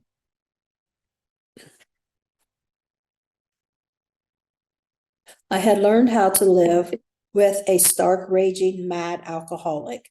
Never let them see you happy. Keep your head down and keep your excitement to yourself. They hate to see you happy, and it is their mission in life to destroy you. If you're happy, hide it until you're out of the home, or they'll prevent you from leaving. Also, drunks forget when they ground you. Never assume you are grounded when they say you are. Make plans anyway and wait and see if they remember. I refuse to live like that any longer. Those were Dawn's issues now, not mine. I was taking control of my life. I was over Mike now, and I was ready to move on. Now, step 2, get a driver's license. Suddenly, Sam showed up out of the blue to teach me to drive. We no more got to town, and he put his filthy hand on my right upper thigh. I was wearing blue jean shorts. I told him, either remove that hand or I'm driving this car straight into the utility pole. He laughed. I swerved. He removed his hand and said, "What? I was just crazy enough to do it." I said, "That's right." Sam said he had sex with all of Jack's girlfriends to see who they liked better. He said they all liked him better. He wanted to know where Jack's fiance lived. I refused to tell him. He was my friend, and she wasn't like that. He insisted, so I drove him to her parents' trailer to make my point. She turned him down. He asked Carol where I lived. I told him. I'm sorry. He later told me he went to her house, took her out and had sex with her. Don was always putting me down and comparing me to my friends, asking why couldn't I be more like them. He bragged how they were so much better than me. I never told him any different. I think he had crushes on all my friends. It was even worse with Carol because she was at our house almost every weekend. I had to hear how great Carol was and what a piece of shit I was nonstop. Finally, I got a gutful one day and said she had a baby and wasn't even married. Jack was a one-night stand. Then I informed them she'd had sex with Sam. I think they may have done that for revenge for telling on me and Mike talking about going to Canada. I think I did that for revenge, yeah. Carol had already admitted to me that she had gone out with Sam and they'd had sex. She had begged me to not tell. She wanted my parents to like her, so Jack would leave Sis for her. Everyone but Carol knew that wasn't going to happen. Later, I visited Sam's wife. She started asking me questions about Carol. Then she asked me if what she had heard was true. I told the truth again. It was funny how all their lies about me flourished, but the truth about them was to remain hidden at all costs. I went back home and Sam came to our house. He said his wife was taking the kids and leaving him, and it was all my fault. He said he would get even with me if it was the last thing he ever did. He was so mad, and nobody was home. I feared he would break my neck if I said a word. He went on about how he was the only one who ever tried to teach me to drive. He brought up how he and his wife took me in once, even though it was just over a year earlier. I could barely remember it. I had forgotten all about it. All I remember was fighting to get him off me while I screamed for his wife to come help me. She never came, and he finally got off me. He lied and told his friends that he'd had sex with me as I walked into his house that night. A neighbor of his told me that Sam had raped all the girls who lived on his hill, so I had run away. Yet it was like it had been erased from my memory. I froze as Sam stood in our kitchen screaming at me. I didn't say a word. Luckily, he finally stormed out. I had my driver's license now. The local nursing home agreed I could start work in January as soon as my required classes were completed for graduation. I was over Mike now, and I could see I was getting out of this madhouse soon. I still had to walk softly. Anything could happen. I asked Carol if she wanted to walk with me to town. There was a guy named Todd who'd wanted to go out with me ever since I'd moved to town. I had a strange feeling it was time now to go out with him. I just knew if I walked to town, he would be there. I don't know how I knew this. Carol went with me. Then we arrived in town. Todd was at the Dairy Queen with his friend Chuck. I felt destiny was calling my name. I felt it to my core. I felt the right time was upon me. I knew this was a major event in my life. I knew this was the beginning of my life. I asked Todd for the time. He replied, 1/2 a monkey's ass, 1/4 a spall's. He wasn't the Prince Charming I'd hoped for. I told Carol to keep walking. Isn't that the guy you were looking for? She asked. I told her I was playing hard to get. Carol didn't understand that strategy. I told her to just wait. He would come after me. Soon Todd and Chuck pulled up in Chuck's Jeep and asked if we wanted to go mud running. I said I didn't know. Todd said, well, either you do or you don't. Todd had asked me out several times before, and I always turned him down. The last time he peeled out in his car, kicking up gravel. When I first moved to Peyton Plains, he asked me to go for a ride in his car. We smoked a joint and talked. He was getting ready to leave town for work in Chicago then. Earlier, when I was dating someone else, we stopped at Todd's trailer once and smoked a joint with him. I had sat close to him and we shared a bag of Doritos. I felt like I could spend the rest of my life sitting on the couch beside Todd that night. Now, I felt the same way again. I agreed to go. Carol and I climbed in the back of Chuck's Jeep. The guys said they were taking us mud running at Boston Hollow. They described it to us all the way there. We didn't know what mud running was and had never heard of Boston Hollow. We were about to be introduced to the backwoods form of entertainment, tearing up vehicles and trespassing. As the Jeep fell in deep ruts, Carol and I were bounced off the seat up in the air. The top of my head was getting sore from hitting the roll bar, but I had never had so much fun in all my life. We couldn't stop laughing. Todd and I spent every weekend together after that. During our first kiss, I saw fireworks exploding in the sky, just like the Love Boat closing scene when the couple finally kisses. We both liked to smoke pot and listen to music. Some of Todd's brothers always had pot, and he liked to visit his family and friends. I was shy and a loner, and this was hard for me, but I tried to fit in. In January, I started my new job as a nurse's aide. I was told if any of my patients died, I would have to give them a bath before the funeral home arrived to pick them up. When a patient died, I did as I was told. While bathing the man, I watched his spirit move out of his left side. Suddenly, there was a moth there that I hadn't noticed before. The moth went straight to his closed bedroom door. Without questioning it, I hurried and opened the door for him. He wanted out of there as fast as he could. He had waited so long. The moth went straight down the hallway towards the exit sign. I ran yelling, Stella! Mr. Smith wants out. I opened the exit and set him free. Stella said she would finish his bath. I saved all my checks. I didn't buy anything. I knew Don would kick me out soon. Mom was mad that I wouldn't stay in school until June so she can continue getting the welfare checks and child support. Dad used to always yell at me at the table to eat. Molly would get so nervous from his yelling that she'd vomit. Now Don yelled at both of us so much that Molly was vomiting at the table again. I went to my room when it was time to eat. Now that I was dating Todd, I think Don was afraid to hit me.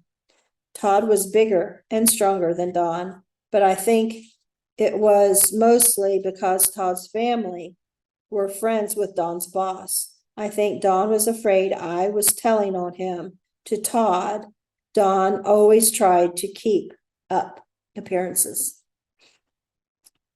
My grandma thought Don was nice. Mom would send me to her house for days to straighten me up. I would listen to lectures on how terribly I treated my mother and how terrible I was. I never defended myself. I wasn't told what I supposedly was doing that was so wrong. She just complained about it. How you treat your mother. My mother played the victim, acting like she needed rescued from my horrible behavior. She found some satisfaction in this attention. Tanya came home from the army with her husband, Bob, and met Todd.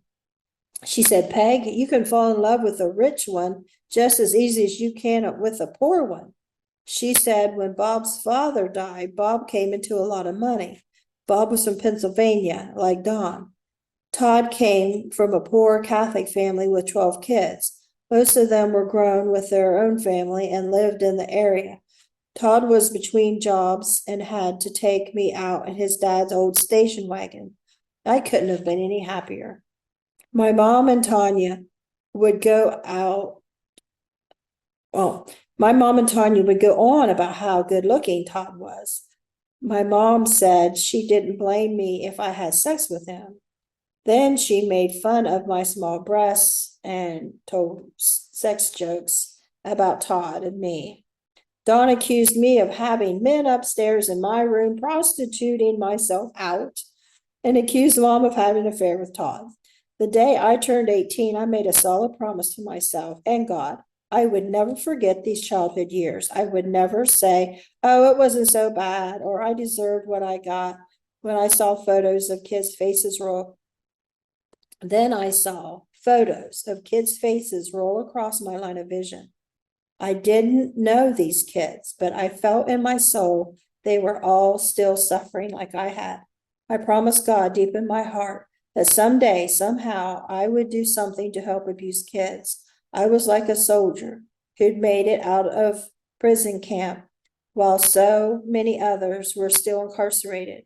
I knew I couldn't just be free now and only think of myself. I had a responsibility. I must make people understand what I knew. I vowed to never forget. Mom was still stealing money out of my purse, even though she knew every day I spent there was another opportunity for Don to finally kill me. I needed my money to get me out of there. I needed to save for a cheap, dependable car and deposit my rent money. I didn't buy anything other than gas to get to work and back. I was using her car to get to work, so I didn't say anything about what she took. I just hid my purse. I promised myself, ready or not, the first time Don told me to get out after I turned 18, I was going. One day, Mom acted super nice towards me and asked if I wanted to ride to town with her. I said sure and hopped in the car. We got as far as elementary school, Peyton Plains Elementary School. And she, when she needed $5 for gas, I told her I didn't bring my purse. I hadn't planned to buy anything. She started yelling at me. She was telling Dawn on me and I'd better be afraid. She did a donut right in the front of the school. I told her if she would have asked me for money, I would have given it to her. If she needed money, just tell me, but she wouldn't calm down. She drove extremely fast back to her house, swerving all over the road and yelling she was going to tell Dawn, and I'd better be worried this time. Stop it, Mom. Kyle's in the car, I pleaded. We got back to the house and I ran to my room and packed a laundry basket full of my best stuff. I left the rest for her to sell at a consignment shop. I waited. This was it, either way. Don came home. Pack your stuff and get out, he yelled, like he had 100 times before. Only now I could do something without being sent to jail for it. I called a friend who came to pick me up. When I saw her headlights pull in, I went downstairs. I felt like a prisoner finally being set free, except I feared the guards would kill me just before I left as one last cruel joke. As I reached the bottom of the stairs and entered the living room, Mom and Dawn stood quietly watching me, not saying a word. I walked to the front door. It couldn't be this easy. Kyle looked up at me with his big brown eyes and said, "Take me with you." I felt the glare of the guards upon me. I put down my basket. I hugged Kyle and said, "Kyle, I can't." I quickly grabbed my basket, opened the door, and didn't look back. I walked out into the night, off the porch, and through the grass. I held my breath until I got into my friend's car. As she pulled out, I took one last look at the house. I told my childhood goodbye. Kyle's face was pressed against the window as if he wanted to go right through it. That was the price of my freedom. I recalled how much I had missed Tanya when she left home. I prayed to God to please keep Kyle safe. Let them be happy now that I was gone. This was another step in the right direction. Moving out behind me, I was ready for the next step, a car. I bought a car from Todd's aunt for $300. It was big, but dependable. The back seat made a nice bed because the car was now my new home. I was very happy being a homeless person. I finally had my independence. Sometimes I spent the night with Todd, who lived in his brother Kent's trailer on their parents' property. Todd's parents came to the trailer one day and told me to get in the car. They were taking me to town. They took me to a doctor. The doctor handed me birth control pills. Nothing was said. I started taking them and I got very moody. One night I told Todd there was something I had to tell him. He replied that he already knew. Kyle belonged to me and Dawn, not my mother. I couldn't believe he said that or thought that. He said everyone knew. I said that everyone is nuts. Dawn and I can't stand to be in the same room with each other, let alone would I allow him to touch me. I'd been crying myself to sleep because I missed Kyle and worried about him because he was my little brother. If he were my son, I never would have left him there with them. That wasn't what I had to tell you, I said, after setting him straight. I have something to tell you that might make you want to break up with me, so I'd rather you do it now instead of later. I took a deep breath. I had sex with a black man once. That seems to matter to people. So if you want to break up, let me know now. He said he didn't care if it only happened once. I knew Todd had other sexual partners, so what would it matter? Still, I knew this black issue was huge with people for some reason. I also knew a pass is different for girls. If I would fall in love with a black man, I'd be fine marrying him. There was nothing wrong with interracial relationships, but it made some people hate. I was going to see Todd one day and his friend Chuck stopped me in the driveway. He asked me why I was still with Todd. He said Todd didn't love me. He tells me he does, and We talk about getting married, I said. That's not what Todd tells everyone else, Chuck said. One night, Todd asked me to have sex with Chuck, and I refused. So I wondered about Chuck's motives. It was clear he was trying to break us up. I walked in Kent's trailer and confronted Todd. I demanded to know if he loved me or not. Todd laughed and wouldn't answer. I told him what Chuck had just told me in the front yard. Todd didn't deny it. I grabbed the birth control pills that his parents put me on, showed them to him, and threw them in the trash right in front of him. I got my things and threw them in the car. Looking back, the fact that Todd asked me to have sex with someone else was reason enough to know Todd didn't love me or respect me. I had pushed that out of my mind like I had everything else. I was too in love with Todd to let him go until now. I think the pills made me aggressive. All we did was argue after I was on them. I walked up to Todd's parents' house to get my car keys from his little sister Ryan. I had been teaching her to drive. I asked her where her mom was, and she said taking a nap in her room. I walked into her room and told her I'd just broken up with Todd because he didn't love me.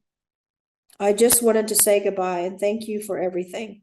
She and her husband, Pappy, had been very kind to me and welcomed me into their family. Todd's mom cried. Tears ran down her cheeks, and they were for me. She leaned up slightly and opened her arms big for me to enter them. It felt like an angel had just opened her wings.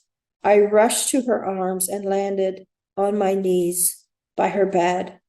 I felt like I had waited my whole life for a warm embrace like this. For the first time in my life, I felt compassion for me. I would be okay. The slightest amount of kindness healed me, but this was love. I gained strength. So that meant I had to go on to the next step, get my own place. I'd heard that Mom and Don moved back to Marietta, so I went to our landlord and asked if I could rent the house. He agreed and I paid rent. He was very nice. I was afraid he wouldn't rent to me because I was so young.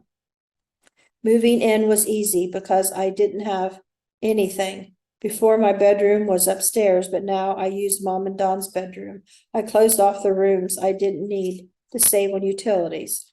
I was always used to keeping it mowed and clean.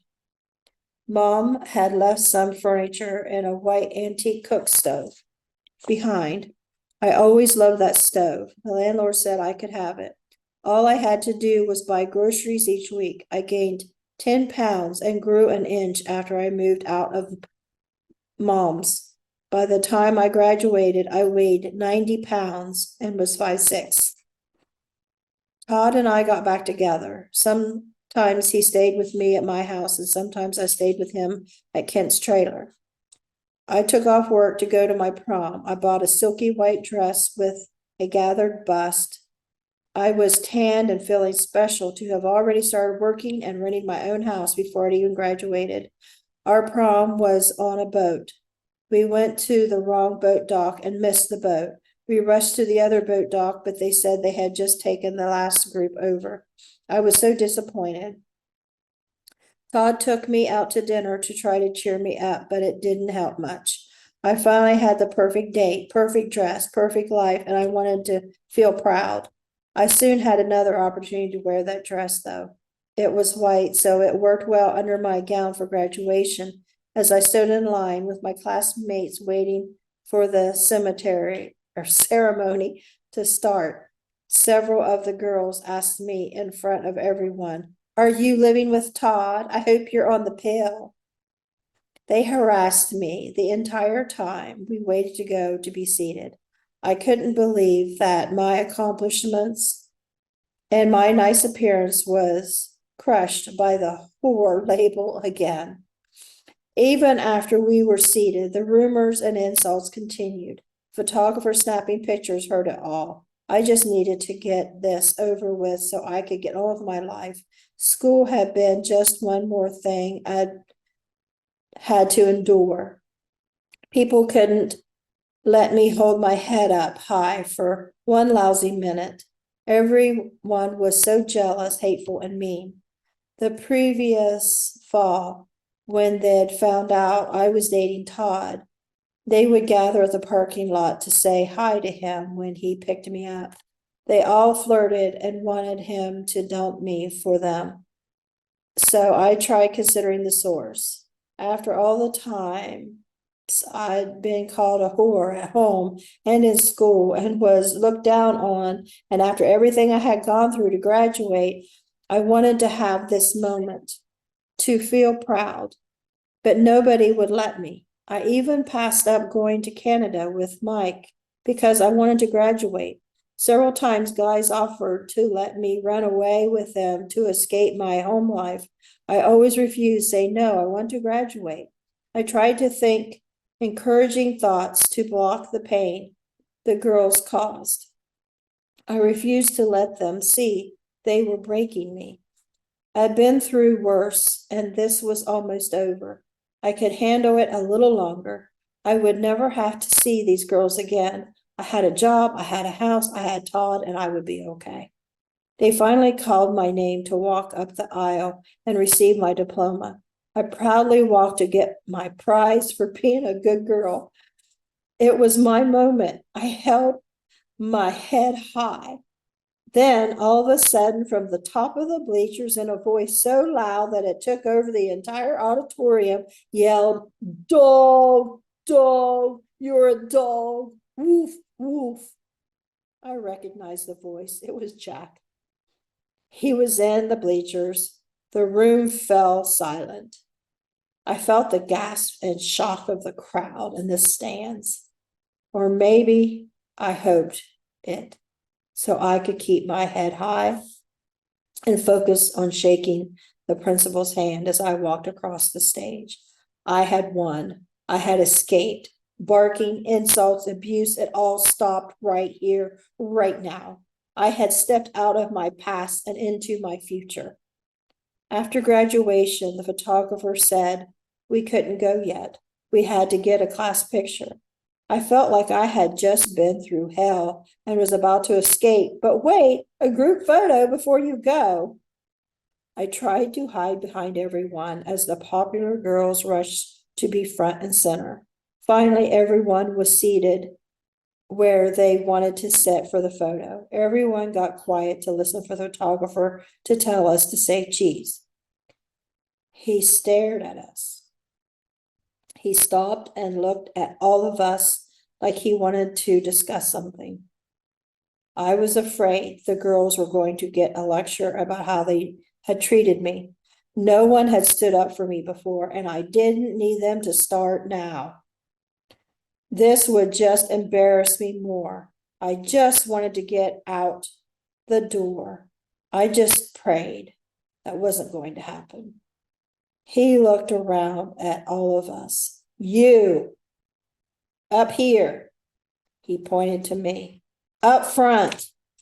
I knew by his demeanor that he had heard bullying, and he had had a gutful too. Luckily, he didn't say anything. I still couldn't smile for the picture. I just couldn't wait to leave, walk out that door, and get on with my new life. I didn't have one smile left in me. Mom and Dawn sat with Jack in the bleachers. They were watching me. As soon as the pictures was taken, I hurried out the door, rushed to my car, and drove away with Todd. A month after graduation, I took my first at-home pregnancy test. I was living with Todd at Kent's trailer full-time now. We were planning on getting married and buying Todd's brother's, Daniel's, trailer. Renting was just throwing money away. Daniel's trailer was on a half-acre that joined Todd's parents' property. We were both working and saving money to fix it up. Todd and Kent left that morning for work together, knowing Todd would hear the results of the pregnancy test when they returned home. I took the test. It was positive. Overwhelming joy filled me. I ran to Todd's mom's house up the road to tell her. Todd's little sister Ryan was there too. They both laughed and hugged me and said, "Congratulations." I was so happy. I could barely contain it. When Todd and Kent walked in the door after work that night, they both looked at me for the answer. I smiled and said, "Yes." Kent burst out laughing. He bent over laughing so hard he couldn't stop. He reminded me of a child seeing their sibling get in trouble. Todd's face went white. He kept looking at me like I was going to tell him I was kidding. He finally smiled, took a deep breath, like he'd just realized we had a lot of work ahead of us, and he was ready to accept it. He smiled big and started laughing. He was happy about the baby, as he was as happy about the baby as I was, which was my son, Matthew.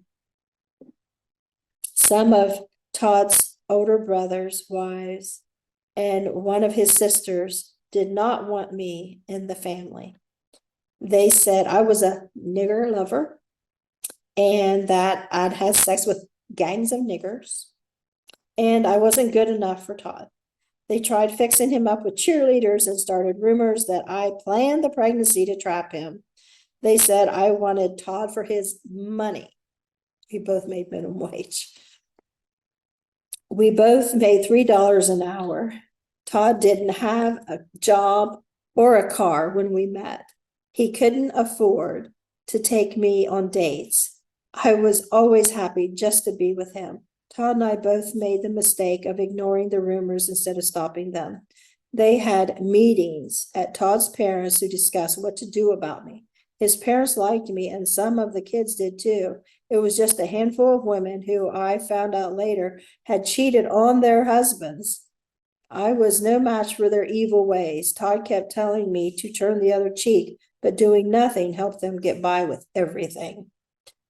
The ringleader was Todd's sister-in-law, Janet. Todd said she had a crush on him, and it was starting to go somewhere until we started dating. She told me she was from Kentucky, and in Kentucky, if you're friends with niggers, you're to be treated like a nigger. You are a nigger, is what she told me. One day I was at the laundromat. I was taking laundry out of the washers and putting them into the dryers when a woman walked up to me. "Are you Peggy?" I said, "Yes." And she said, "Well, I'm Janet's mother, and I like Todd, but I sure as hell don't like you. By the time I get done with you, no doctor in the state will swear you were ever pregnant." She turned around and walked out. I didn't know if she had men out there with ball bats or what. She'd gone after her. I wasn't about to stick around and find out. I grabbed my wet clothes out of the dryer and tossed them into my baskets and ran out the door as fast as I could with them. My legs were shaking so badly I could hardly drive. I drove down Todd's road towards the trailer and saw his sister, Connie, walking to work.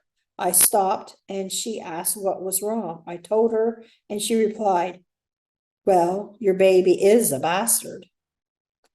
I drove on home and ran into the trailer crying. Todd and Kent were working on the underpinning and saw me. I didn't like to look weak in front of anyone. I never confided in anyone, and now when I told my problems to Connie, it hadn't gone well. I wouldn't be able to handle it if Todd or Kent reacted the same way. Kent told Todd something was wrong with me. They both asked what was going on, but I refused to talk. I withdrew inside my shell. I didn't have words. I ran into the trailer and went to bed sobbing. Todd came in and asked me what was wrong. Excuse me. I finally told him. He went to his parents' house to use their phone. And when he came back, he said Janet and his brother Donald admitted her mom did say that. He said they wanted us to go to their house to talk. I said, they want to kill my baby. I'm not going anywhere near them. I wanted to move into our trailer so bad, but Todd kept making excuses. He didn't want to marry me, so I left. He came and found me. He said he wanted the baby to have his last name. I said if I wasn't good enough to have his name, neither was my baby, so he reluctantly agreed to marry me. His brother Daniel said we could go ahead and move into his trailer. Just get our loan and pay him later. I couldn't bring a baby to Ken's trailer. Okay, just get our loan and pay them later. I couldn't bring a baby to Kent's trailer. We were already in a child-sized trailer bedroom. There was only one room for a single bed, and I was putting my baby in a dresser drawer, which was still all I had for a baby. My belly was growing, and the single bed was too small for us. I was working night shift in the nursing home, lifting heavy patients during the day, and I moved our stuff out and was push mowing a half acre in Kent's lot. I started bleeding. I called my doctor and he said I had to quit working and keep my feet up until the bleeding stopped or I would lose the baby. I was 3 months. Todd came home after work and said, I looked at rings today. He wanted to go to the mall and let me pick out my engagement ring. I had been waiting for this moment since we'd met a year prior, a proposal, but we couldn't go. I was on bed rest. I told him what the doctor said, and Todd agreed we weren't going until the bleeding stopped. We were both very worried. After a few days, the bleeding stopped, and I went back to work to see if I could get light duty. My favorite patient, a jolly old man who loved visiting other patients and telling stories, was now bedridden. I was heartbroken. He became depressed when his children didn't show up for a visit. He was willing himself to die. I would sit by his bed and beg him not to do this. He would just shake his head. I watched him will himself to die. After he died, his children came and were upset. I didn't go near them. I was too angry. A woman was brought in one night by her children. She had lived on her farm her whole life and was still active and healthy. She had just turned 100 years old. So her kids told her it was time to go to a nursing home. She willed herself to die in only a few days. I told my employer that my doctor said I couldn't lift patients, but they didn't make any accommodations for me, so I quit my job. I wasn't taking any chances. One night I had a dream that the baby was a boy. He had 3 eyes, one in the middle of his forehead. I didn't care. He was my baby and I loved him no matter what. I told everyone from then on that my baby was a boy and his name was Cameron. I also planned to breastfeed. Nobody understood that. Formula was the new thing. Todd and I talked to our priest about getting married and the fact that I was pregnant. He said that proved the willingness was there. He said a marriage wasn't a marriage if the willingness to have children wasn't there. Ken's girlfriend, Lucy, came to Ken's trailer to tell me that Todd had told lies about her. She was my friend, but suddenly she wanted Todd and me to break up. Todd's friend Chuck got involved and convinced me that Lucy was lying. Todd told me that Donald and his wife, Janet, had been going to his parents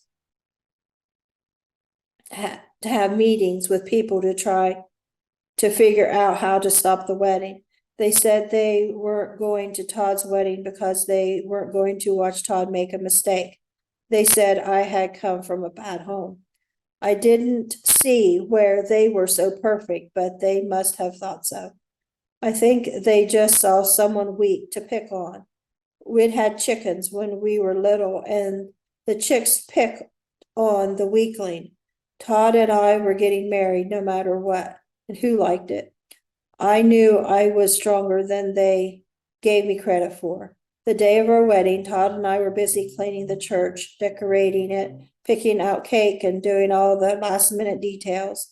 Our wedding started at 4 p.m. At 4, we were just getting in the shower,